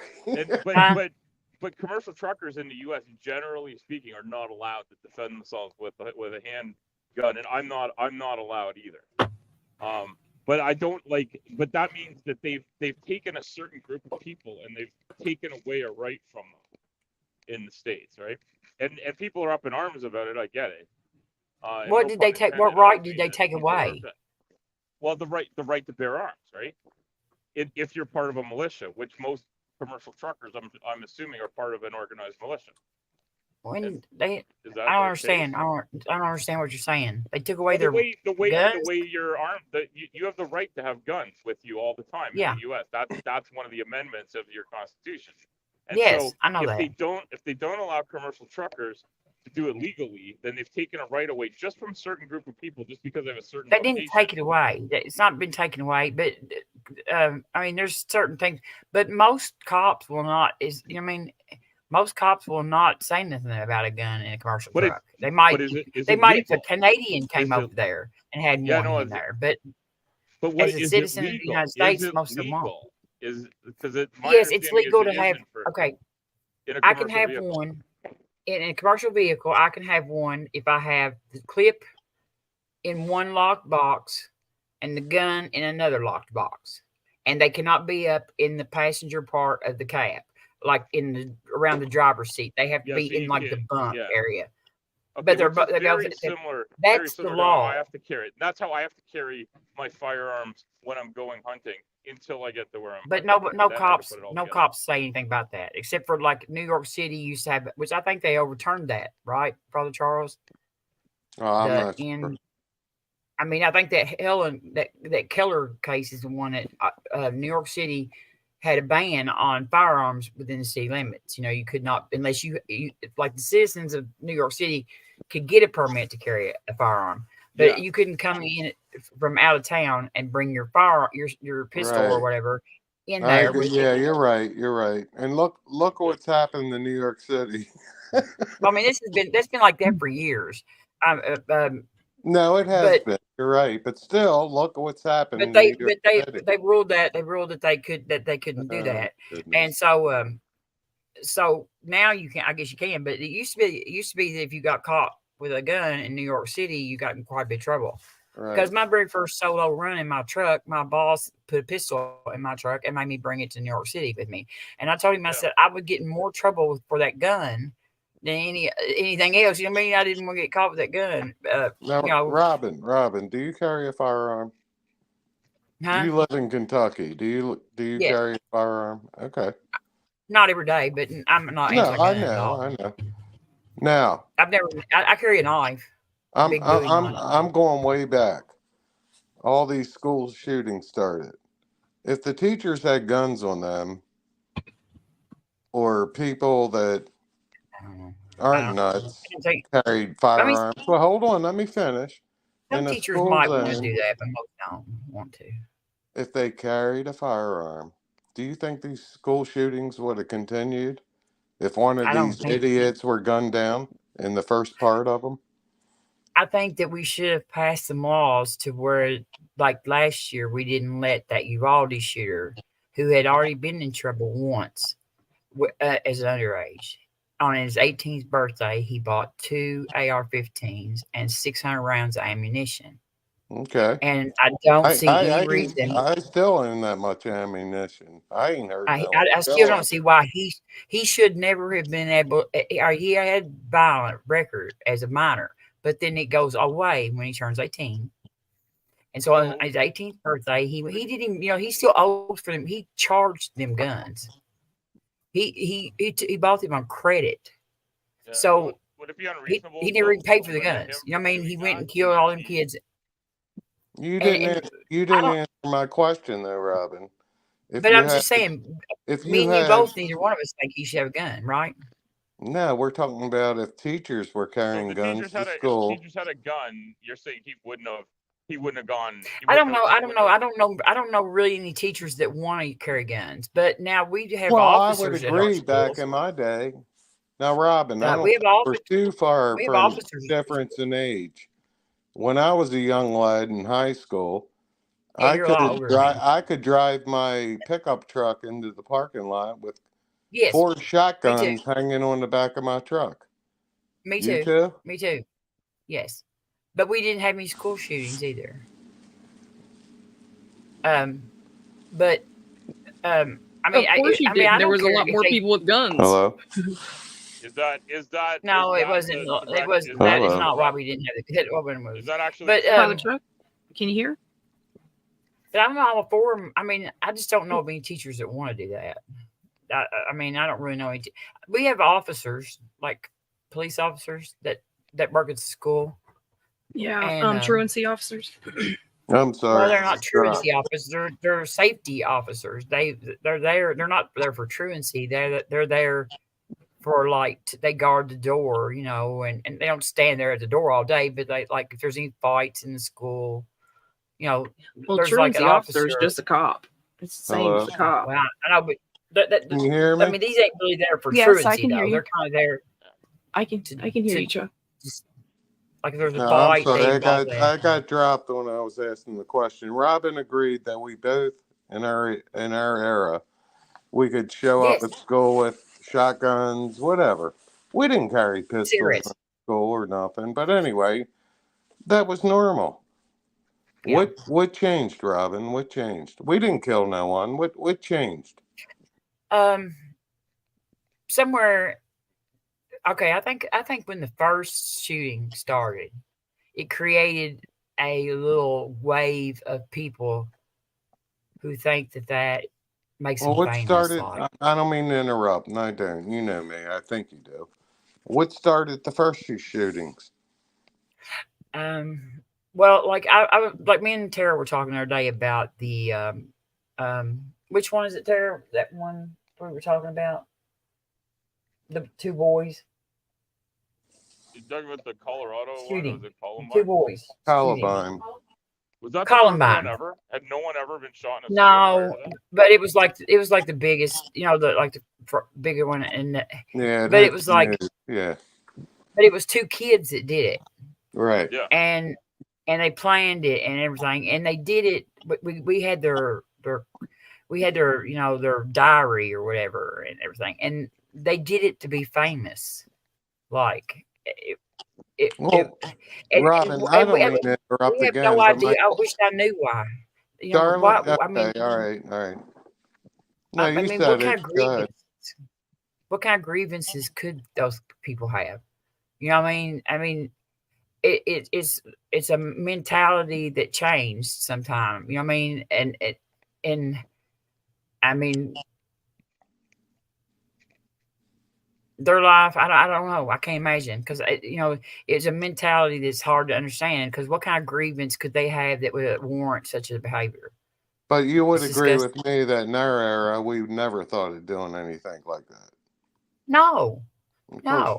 I still ain't thought of doing it like that. You know what I mean? Right. And I don't understand. I mean, I don't. Yeah, we had gun racks in the back of our cars. Amen. But I wouldn't want them to have. I wouldn't want them to have them now. I mean, I've got a daughter in high school, and I wouldn't want them to be able to carry guns in there now because, you know what I mean, I don't trust people like we did. You know what I mean? It's just like, and we have a mental health issue big time in this country.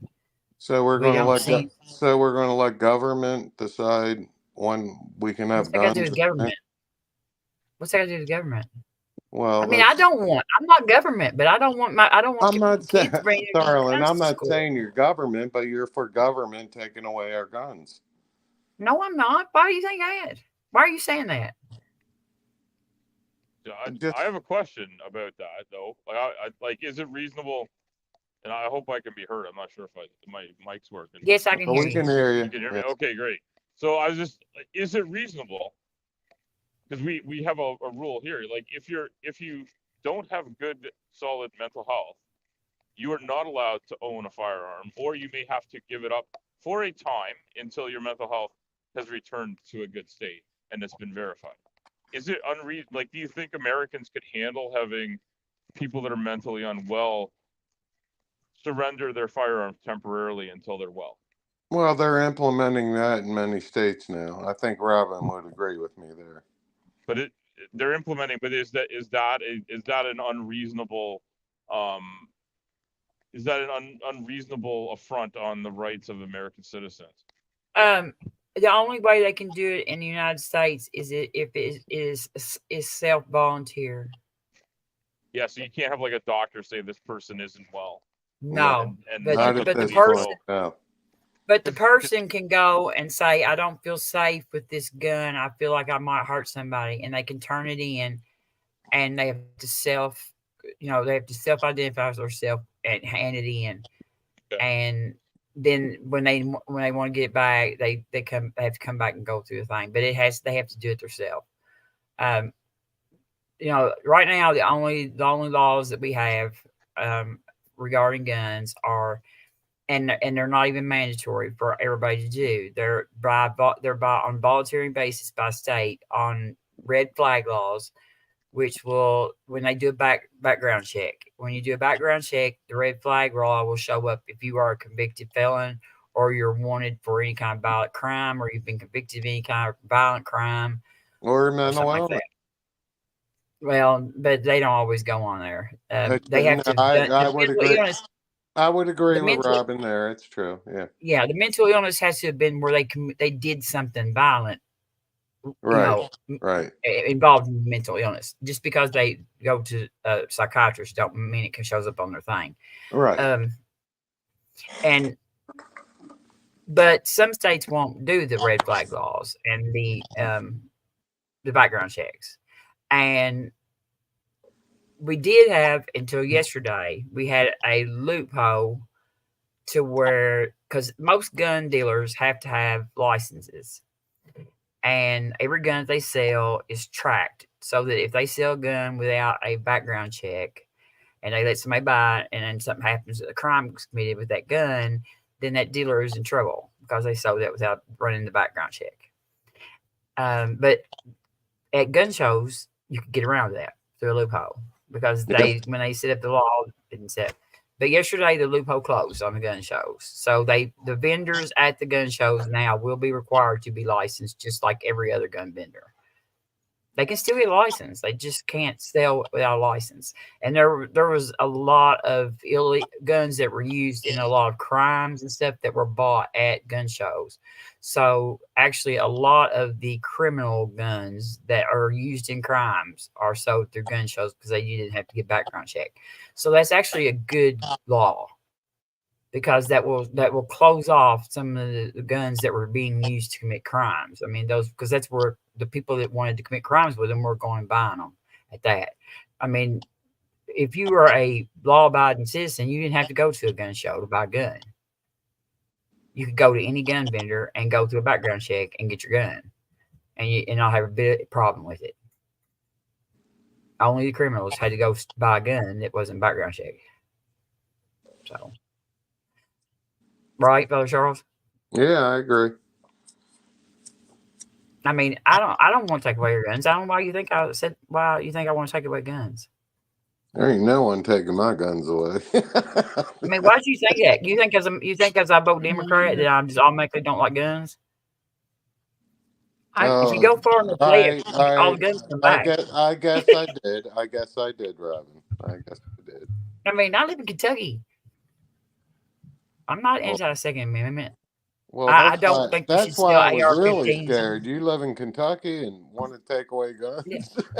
No, I mean, we shouldn't sell 18-year-olds who have had problems before with violence AR-15s, and we shouldn't sell guns without making people take background checks and stuff. Now, come on. I know you know what an AR-15 really is. Come on.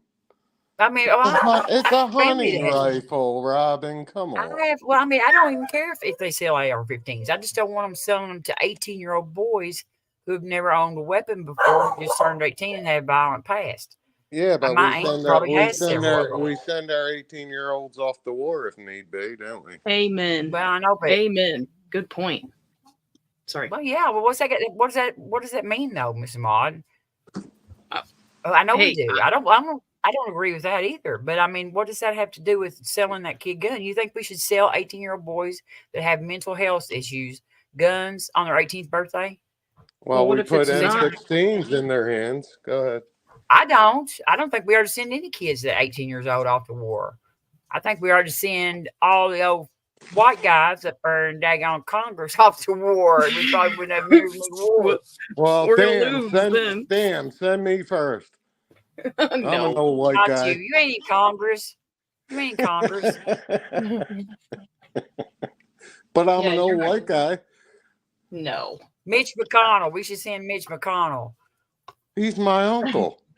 But then we're going to my God. I'm kidding. Is not your uncle. He's been our senator for years. Though. He's an old white guy. And he's done nothing.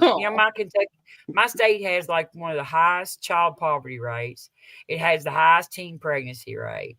It has, and he's been our senator. He's been the majority leader of the Senate all them years and has been our senator. Do you think that we would benefit? Why is that? Why is that? Because the people of Kentucky have voted him in. Yeah. And over and over and over. And he's done nothing for us. Nothing. Well, why do they keep voting him in? I don't know. I don't vote for him. But for one thing, we don't have candidates very often down here. Like at my local elections here, my representatives and stuff like that, I won't have a Democratic candidate to bid for to vote for anyway. It's all Republicans. I'm a registered Republican because the only vote that I can make any changes or any decisions in is the Republicans. So like I can pick between this Republican and that Republican. Like one of my best friends is a sheriff here, a real good friend of mine. I went to school with, I graduated with him. He's a good man. And he has people that run against him, and I want to be able to vote for him in the elections. And there are no Democrats that run against him, but there's like 3 or 4 Republicans usually running for the sheriff. And, I want to be able to vote for him and the coroner or somebody else that I graduated with. And so I stay Republican so I can vote for them. Because I wouldn't even be able to, the way ours are set up, you can't even vote in the primary for the other party. You know what I mean? Like I can only, if I'm a registered Republican, I can only vote in the Republican Party. But I'm in the Republican primary.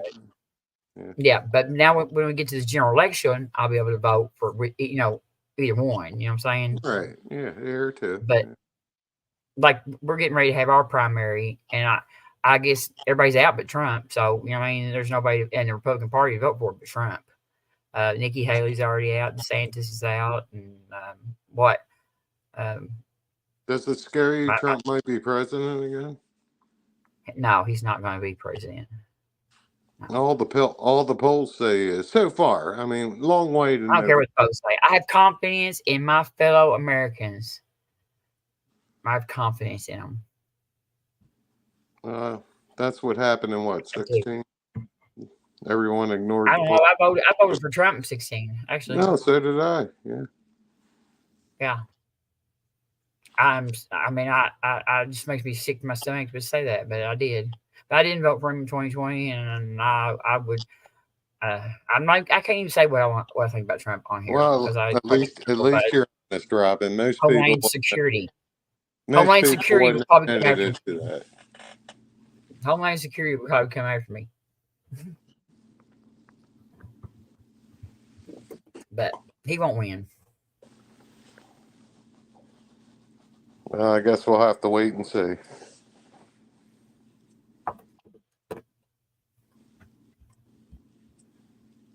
I bet you $1. Looks like Missing Mod's ready to paint. Yeah. Paint, baby. Yeah. I was thinking all I could hear was what is that movie, Clint Eastwood, where they get ready to go into like battle. I guess who's gonna win, and I'm like, uh-oh. Where did she get? Why is it not showing her anymore? I see her. She's painting up near your screen there. Look. Oh, what happened? It's the big whiteboard there. I know. Can I make it bigger? You should be able to. On the bottom, there's some different like screen settings. I think. Let me see. Yeah, it's not going to be on my side, but and it should have like different settings to where you can make like the squares different sizes, and then you just drag, click and drag my screen over to the bigger one. But I can't really explain it. I don't know. Oof. No, it's got me on there now. Yeah, see, it still looks the same to us. Oh, ooh. Cool, Mod. Republican colors. I'm not too mad. Republican colors are red. What are you talking about? I said I was kidding. I think he was just trying to get you going a little bit. From my perspective, Mitch brought... Oh, there you go. And then I don't know how you would... No, you saw... Robin, the way you put you there, now you got to put Mod where you're at right now. How do I do that? Can you see my screen at all? Yeah. Well, just click on it and grab it. Click and hold, and then pull it to right where your screen is, and it'll drag it over. Drag and drop. Yeah. Stop talking so sexually. Hey, there it is. Oh my god, I got it. What? There we go. Look there. Look what I did. Look what I did. Yay! You did a good job. Hey, you should take my comment. Take my comment off the screen now. I don't know how to do that. How do I do that? Wherever on the side with the comments, it'll say, it should say at the top of the chat, I don't know, it'll say something about taking it down or hide or something, hiding it. That's screen right now. I got you on full screen, so it's okay. No, that's good, Robin. That's good. You're right. Okay. You have her on full screen. All right, Mod, strike up. I'm proud to be an American in the background and start painting. I'm proud to be an American. How about a little Hank Jr.? How about Hank Jr.? Look at the inside of the cup. Isn't that cool? It is. Yeah, it's pretty colors too. Yeah. Definitely Republican. Yeah, they look like they look exactly the same on camera today, so that's pretty cool. It looks like there's a lot of paint on there. Is it as much as it looks? Yeah, pretty much. It's not a lot of paint though. There's a medium in there too, so it's not just paint. But yeah, because I want to make sure that I cover the whole thing later. Oof, these colors are awesome together. And that's just because that's all I had left.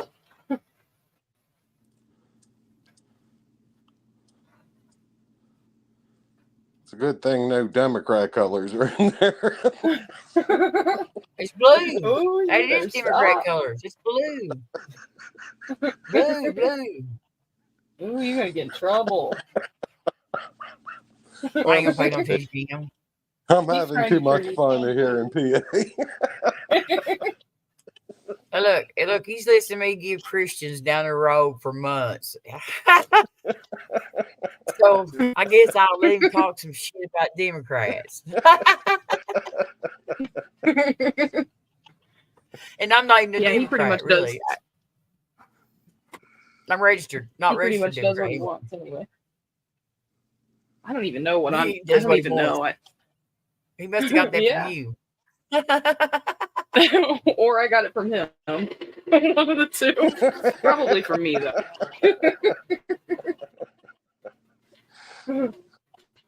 Because it's been the do what you... Oh, my goodness. Do you see this freaking masterpiece? It's so pretty. Oh, my gosh. It is. I can't believe it. Is. Man, all this area right here, all these cells have metallic around them. So it's just like a little circle of metallic. I'm going to show you after I finish spinning it out, but that's freaking awesome. I love this. It looks like the paint just real, like a whole bunch of paint on that thing. Oh, that was definitely the Republicans. I'm sorry, I'll stop.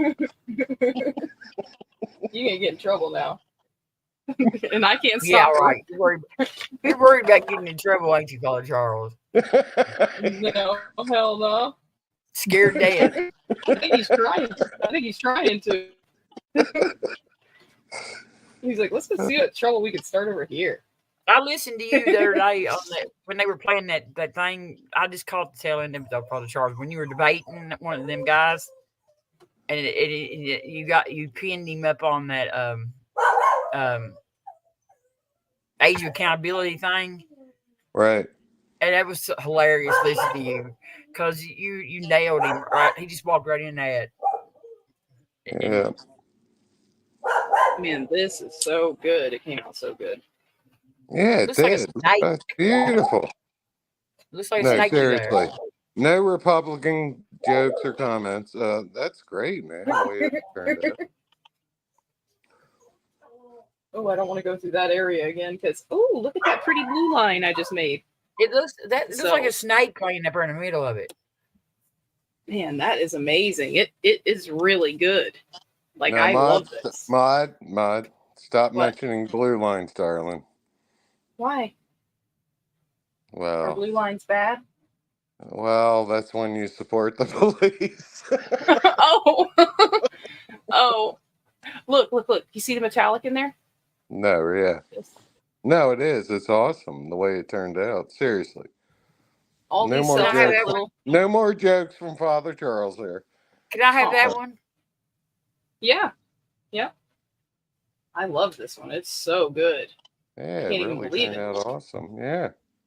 And that always happens too. Like when I'm out of stuff and I use what I have left, I'm just like, oh, this is gonna suck, and it never does. Oh, is that a heart? I see a heart somewhere. A heart. Where'd it go? See it up there? Like, I'm gonna put the circle around it. Oh, if I can figure out where we're going here. Okay, this is too hard. There it is. Oh. All now you remind me of Howard, the mud fossil guy. Yeah, right there. I see the heart. Sorry, I took it down. Just bug it. Man, this is awesome. I love this side. I don't even put my hands over it. Really good stuff. Thank you, Al. I don't think I've ever seen one like this, Maud. It's great. No, I don't think I've ever made one like this.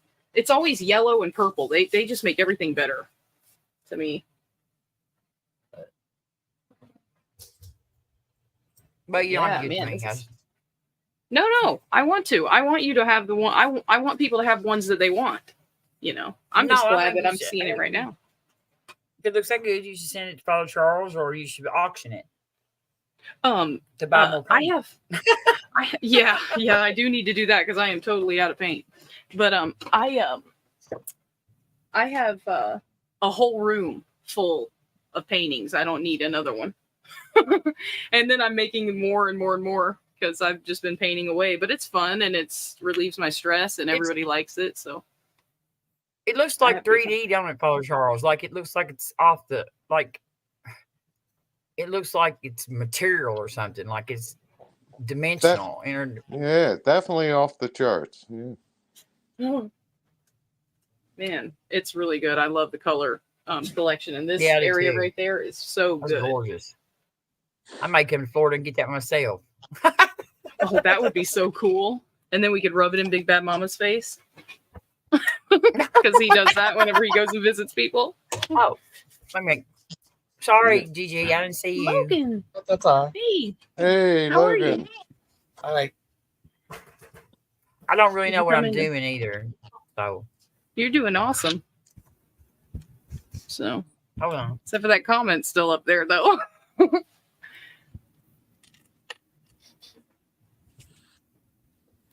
So how you doing, Logan? All right. How are you? I'm good. I'm Logan, painting pretty Logan, awesome. there was something wrong with your channel today. It kept kicking me off every time I got on. And your video was real choppy. It's not your fault. I'm just wondering what the problem was. I have no idea. I think it's the overlords. I think so, too. You did a stream today? Yeah. How is everybody? I haven't really seen anybody in a, well, I have, I guess, but I don't know. Anyway. No, I tried to get on Logan's channel and it kept, like I said before, it kept kicking me off. Yeah, I think it's the overlords. Yeah. Well, that happened to me last time I tried to go on. I just got kicked right out right as I was speaking. So weird. No, we know what happened with me. I was just joking. Trying to make laughter out of it. So, Robin, I can't hold back. When does life begin? Okay. You know what I'm talking about, girlfriend. Come on. Yeah. My daughter was telling me something about how to. We've got 2 kittens that are now. How do I make this message go away? It should be where your chat is. It should say hide, or you'll have to scroll all the way back up to my comment. But I don't think you hide you do. Current comments. There you go. Hey, there. You did it. Yeah. Man, that came out so good. I want to zoom it in a little bit. Mitch brought home plenty of bacon for Mitch. Not the rest of Kentucky, but for Mitch. Robin, you ever go to a Red Robin's? No, we don't have none in Kentucky. Do you have them there wherever you live? I don't even know where you live at, Gigi. I think I might have been to one once. I think. Well, Red Robin's named after Can you what's that you do? You reorder food? Oh, DoorDash? Can you DoorDash me some, Ray Robin? No, I don't have DoorDash. I have that on DoorDash. Well, you might have to have it DoorDash to your house, and then you can send it to me. Because we don't have it, Ray Robin here. Do you get? They don't have Robin on DoorDash. Red Robin. No, okay. What's Red Robin named after you? No. You sure? No. Yeah, I'm pretty sure. I'm not affiliated with the Red Robin restaurant. Robin. Robin. When does life begin? From conception When does life on. begin? Yeah. It begins at conception and ends at birth. Don't you know that? When does the fetus become a baby? It begins at conception and ends at birth. Oh, so you can kill a baby up to birth? Father Charles. Yeah. Do you want to debate abortion? Yeah, let's go. I don't think she's feeling it, Father Chuck. Oh, I will if he wants to, but I don't think that. I think maybe not everybody else wants to talk about that right now, but we can. But like Miss Maud will be all uncomfortable probably, especially if me and you are debating each other. And Gigi, surely he didn't come in here to talk about abortion, did you, Gigi? No. He came in here with his Tommy gun to hold us hostage. But we can schedule a debate on abortion if you want to, Father Charles. If you don't want to talk about it, I understand. We can schedule a debate on Mark Reed's channel, actually, if you want to. He'll be our moderator. I just wanted an answer to one question. When can you kill a baby in the womb? Okay, a baby in the womb. In the womb. What do you mean? Can you tell? Kill. You can't kill. Abortions. See, we're not going to debate this right now, but see, you don't already know. You already are straw manning. No, I'm not straw manning. The position. I'm asking a serious question. I'm talking about a serious question too. All right, let me go back. Let me go back. When does the fetus become viable? At about 22 weeks, 20 weeks. Okay. Okay. So should we not be able to kill them after 22 weeks? We don't have to kill them. If they're not viable, they die. They automatically just die. Yeah, but you just said they're viable at 22 weeks. Well, after they're viable, I'm not for abortions. It's actually not an abortion anyway. After viability, it's a delivery, and the only reason why. All right, so you're saying. Hold on. So you're saying we shouldn't abort at, let's say, all right, let's go with 22 weeks and above. It's a delivery. It's not an abortion. It's a delivery. Nobody's doing that, Father Charles. Nice words. Okay. Go on. The only case, this is where Roe was at viability. This is where it stood. Darling, okay? I grew up with Roe. So did you. Go on. Huh? We both grew up with Roe. Go on. Okay. So we did not allow abortions past viability unless it was life of the mother or some kind of some kind of defect with the baby or something like that. Or I think maybe rape or incest, they might have allowed you a couple of weeks over viability, but not, people are not going and getting abortions late term like that right there. But first of all, it's not called an abortion, it's called delivery. But because an abortion is a non-viable fetus. Are we really going to mince words? Come on. Are we? Definition words mean a lot. Oh, I agree with that. So are we going to? That's why I'm asking. That's why I'm asking. Are we going to mince words? Because when people say, "Can we kill a baby in the womb?" they're using that for emotional purposes to propagandize their because that is actually a 20-week-old fetus is not actually a baby. But they use the word baby. But you have just said that it's viable. The word baby, I know, but I'm talking about before viability. It's not a baby. But people use the word baby for an emotional response from the people who are listening. And they say murder instead of terminating a pregnancy. Murder is a specific legal definition that involves the intentional taking of a life. It has certain definitions that go along with it, and none of them are what is under what you would be an abortion. Would not fall under murder. What does the baby look like 22 weeks and above? It's not a baby; it's a fetus. Oh, it's called a fetus. It's called a fetus. It's called a fetus. It's still a fetus at 22 weeks and above? Yes, it's a fetus. Yes. Do you know what's it looks like 22 weeks? I'll tell you what, it don't have it. It don't have. What does it have at 22 It don't have a brain, and above? And it does not have more rights. It does not have a right to use a woman's body up until then.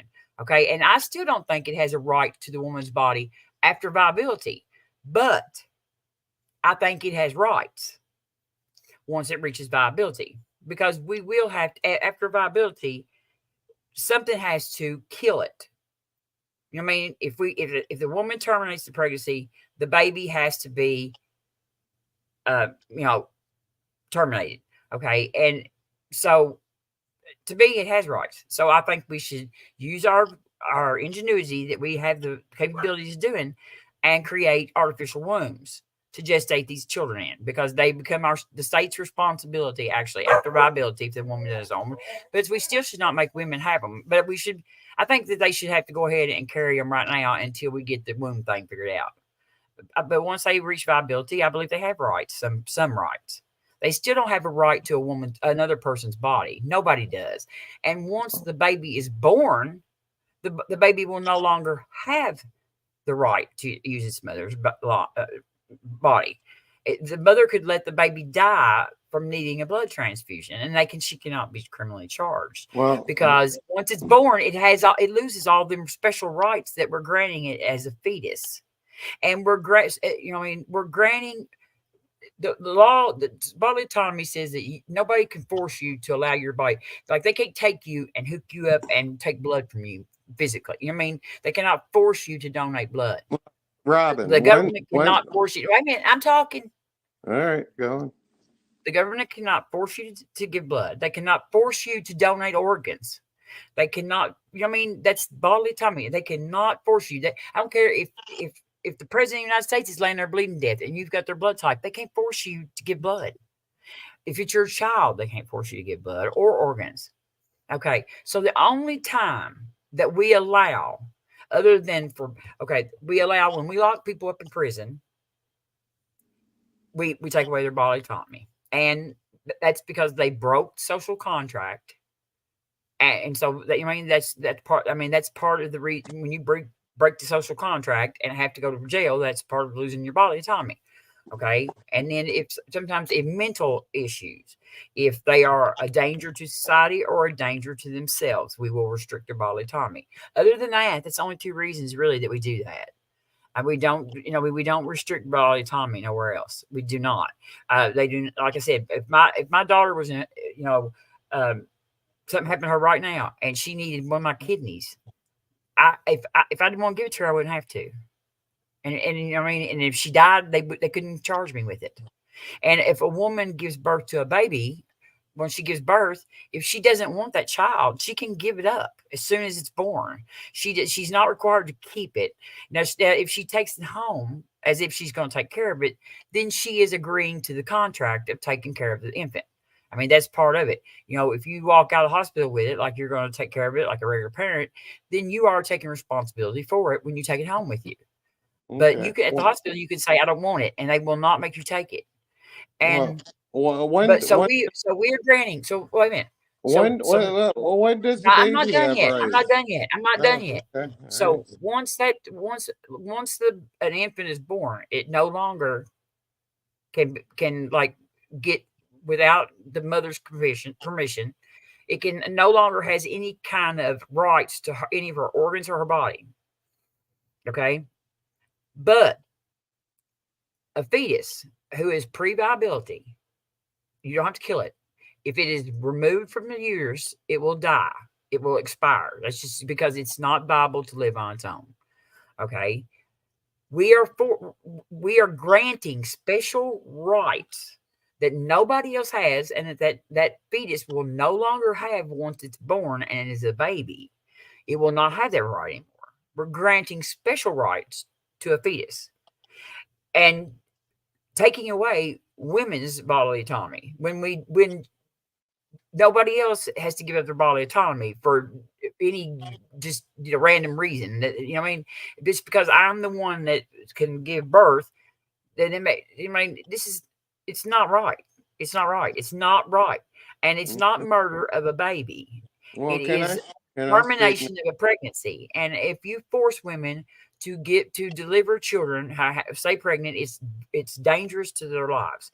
We have one of the highest maternal death rates in the country for any modern nation. We're like twice and 3 times higher than most countries. Yeah. Okay, it's ridiculous. We live in. Don't interrupt me. Do not interrupt me.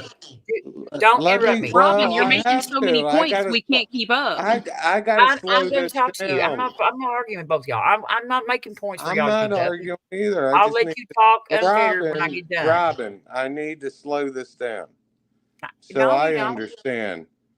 When I'm making your plain definition, all right, please. points. I'm looking for an answer here. Seriously. I'll let you talk when I get done. Well, when does a fetus become a baby that has rights? Is it 22 when it's born, weeks or it's at the moment of birth? a baby. I've already answered that question. I told you what I No, you thought. haven't. You've Actually, it walked doesn't have around it rights 3 until it's times. born. It You've does not walked have rights around until it. it's born. Actually, Okay, so it that's has when no right. It has no rights till it's born. That not by law. It doesn't. No, it doesn't. Okay. We don't. That's all. We don't get. You don't get. Look, I'm being taxes quiet. on I just taxes. wanted to know. So you're saying a baby has That's not no what I rights? said. I said we should take care of it at viability. Is what I said. Oh Lord, I'm asking. So a baby Are you has paying no attention? rights until it's not born. a baby. It's not a baby till it's born. Actually. Okay. So okay. I just Technically, want it's to not a know baby. what to hit you with some science after you're done speaking. All right. You're not hitting me Go with on. nothing. I've been over this 100 times, and there is no legitimate reason to take away a woman's bodily autonomy. You know, I mean, there's no legitimate reason. You know, what I mean, there's this exception for fetuses is not right. I mean, you know, Oh wait. if we All start right, one giving more up, question. So you keep saying if we fetus. start violating everybody's So my what bodily you're saying autonomy, then we'll is start violating other people's so bodily autonomy. you're saying it's a fetus until it is born, until Yeah, it but breathes, I told you what I thought. until it breathes on its own outside the Didn't I womb. tell you what I thought? But the Bible does say that life begins I'm at not first I'm breath. not I'm not referring to the Bible at I all. know, but I'm just Asking you saying. Genesis 2:7. questions. Genesis I'm 2:7. asking you biological questions. I'm not. So It's this biological. baby, It's a life. It's a life form before it ever becomes. It ever gets fertilized. is not a life You're until not it going to takes overtalk its me on first. the channel. This I told you what fetus I is thought. not a life until it breathes fresh air outside of its Is that what I mother's. said? Is that what I said, Father Charles? That's what you said. That's what I said. That's why I Yep. said that we should have to take care of it once it reaches age of viability and make artificial wombs and stuff. So viability in your mind is when the baby's born. No, viability is like when it can live outside the womb on its own. It's like 20 weeks. You keep going back and forth. I'm confused. Mr. Maud, did I say that a while ago that I thought we should get artificial uteruses and put the fetuses in them? Yeah, I think I heard and something. who's going to pay for that? Who's going to pay for that, Robin? Okay, wait a minute. Don't dare bring up the money. Okay, so it's the always only reason about the money. so it's okay to take away women's bodily autonomy because it's not. It's always about the money. If the babies do not mean enough for you to take care of them with your money, then they don't mean enough to force women to have them either. So but see, you're saying they're trying to control women's bodies, but they're not. They're not sacred enough to spend money on. Then they're not sacred enough to force women to give birth to. They're the ones. They're the ones that are pregnant, though. Nope. The government isn't forcing them to be pregnant. You do not. You have bodily autonomy. Everybody but else because they're not autonomy. granting. They're not granting. I told you I didn't want to, but you're wrong. You are wrong, and he is wrong. And y'all believe this because you're religious beliefs, but you are not. It has nothing to do with that. Well, you're not listening. It has nothing to do with that. You can't talk about it anymore because I'm going to get mad because you're not. I've had this argument with you, Robin. And you did not listen to me. Robin, let me give you a totally different scenario. I don't give a shit about your scenarios. I've studied all this. Women are dying, Charles, Robin, because of this. Women are dying. You don't let no one talk. Can I give you a totally different scenario? Dying. I'm in high school. No, I better go beyond high school and married. Women are dying because of this. The part. I need a girl. I need a girl. You won't let me talk. No, I don't want to hear you talk. I've listened. Do you know how many times I've listened to people like you make this argument against my rights? I've listened to it all for fucking last 2-3 years. I've listened to it. What rights does the father have? People telling me why I don't have fucking rights over my own body. And my daughters don't have their rights. And it's What about bullshit. what about the father? Does he have rights? It's bullshit. When he gets the ability to get pregnant, then he can decide what he wants to do with it. We are not fucking breed beggars. I'm sorry, but you're wrong, and I asked you not to bring this up. I've had all this argument for years, and none of it's ever made any sense because it always goes back to who's going to pay for this shit. If the baby's mean enough that you can force women to have them, then you can figure out how to pay for them. That's all I'm going to say about it.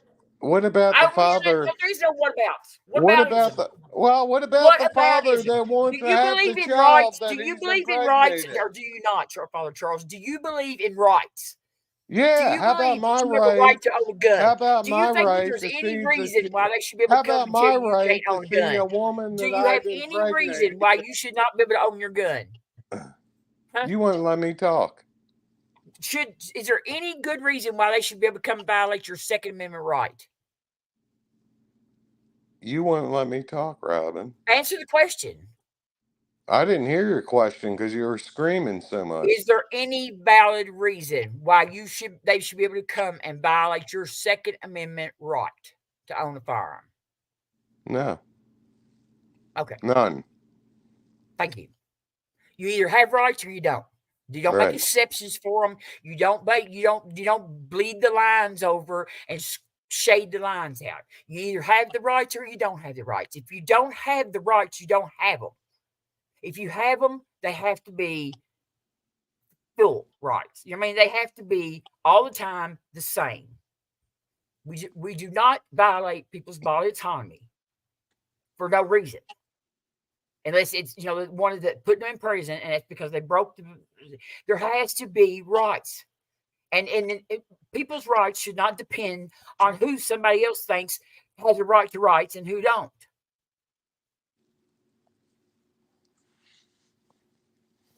You either want fuzzy rights, or rights for me and not for thee. I mean, that's just the way that turns out to be. And Republicans who are making these laws, who don't know anything about pregnant women, fetuses, I don't even think most of them know how to get a woman pregnant. Some of them, the way they talk, they know nothing about it. Nothing. They're going in there and they're making up laws that have nothing to do with medical care. They're letting women lay in Texas and on gurneys and bleed to death and get sepsis, and then they can't even have more children when they already had a dead fetus in them that should have been removed, because that's the stupid law, because some dumb Texan dumbass down there just said nobody's going to have abortions. You know what I mean? And they don't know what the law is. The doctors were scared to death they're going to be put in prison. I mean, it's just disgusting. I mean, we had a law. We had a law that protected bodily autonomy up until the age of viability. And after the age of viability, it protected the fetus too. Okay? And it provided a good, safe, understanding law. The doctors were aware of. They knew what the law was. It had been around for years. And so everybody was comfortable with it because we knew where it was. We knew where to stand. The doctors knew when they were safe to provide care and when they weren't. And they knew not to do it. And no. Somebody had to come and turn the fucking apple cart up and take it away from everybody with no concern for the women and the children. I mean, some of these women that need these abortions have other children at home. Some of them lose their mom because she dies in childbirth with this fetus and has 2 kids at home that she can't even go home to, or she can't afford to take care of anymore. And then she's a welfare queen after she gets daggone because she has kids, but she got pregnant when she was a teenager. Like, she's supposed to know all about it when her mom wouldn't even teach her birth control, give her birth control, or teach her nothing but abstinence. You never convinced me that we should force women to remain pregnant. I promise you. I've had this argument with too many people. There are too many men in this country trying to tell me that I've got to that women have got to fucking be pregnant when we don't want to be, and that's not ever going to go with me. Not ever. I love babies. I loved my babies, and I hate abortion. And I think that there's all kinds of countries who have real low abortion rates. There's a way to whittle down abortion if you do it the right way. But no, the Republican Party don't give a fuck about doing nothing the right way. They want to fucking just take our rights away and then fucking not do none of the other stuff because that might take some time and money. So it's just better just to force women to have babies. But you're in the minority. You're in the minority. And you're not going to be able to force women to do everything forever because eventually the numbers are going to fucking get your ass. They're going to lose. You know what I mean? We're not going to have this. And even Republican women don't support it. A majority of public women don't support it. Now, I tried to beg out of this conversation, and you would not let me. And I'm sorry. I love you. And I love you too, Miss Molly. I love you, Gigi. And I love whoever's sitting in the tank. But don't fuck with my rights and my daughter's rights.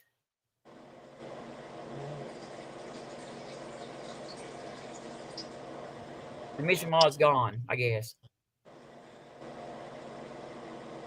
I'll yell at her.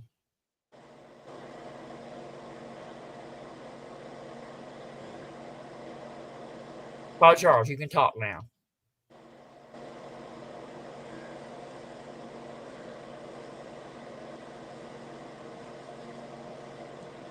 Gigi?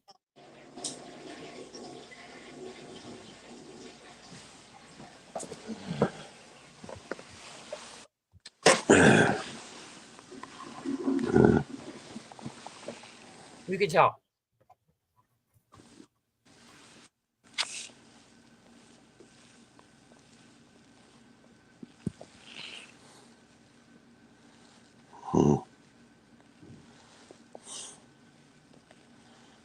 Gigi, is that you? If Father Charles better not went to sleep on me while I was yelling at him.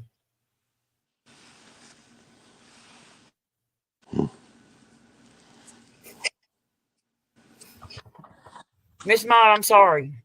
But no, this is, no, it's wrong.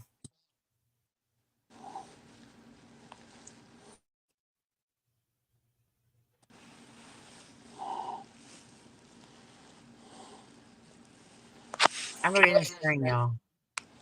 Hey Siri, restart phone. All right, Father Charles, you can talk now. All right, Gigi. I'm sorry if y'all mad at me, but I've tried to tell you. This is serious. Women are dying because of this. And women who don't deserve to die. Because of ideology that is, isn't even,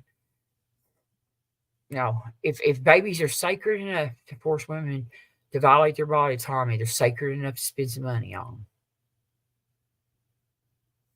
Gigi, I love you. I love y'all too. I'm going to get off here. I'm going to end the stream. Y'all got my blood pressure up. Bye.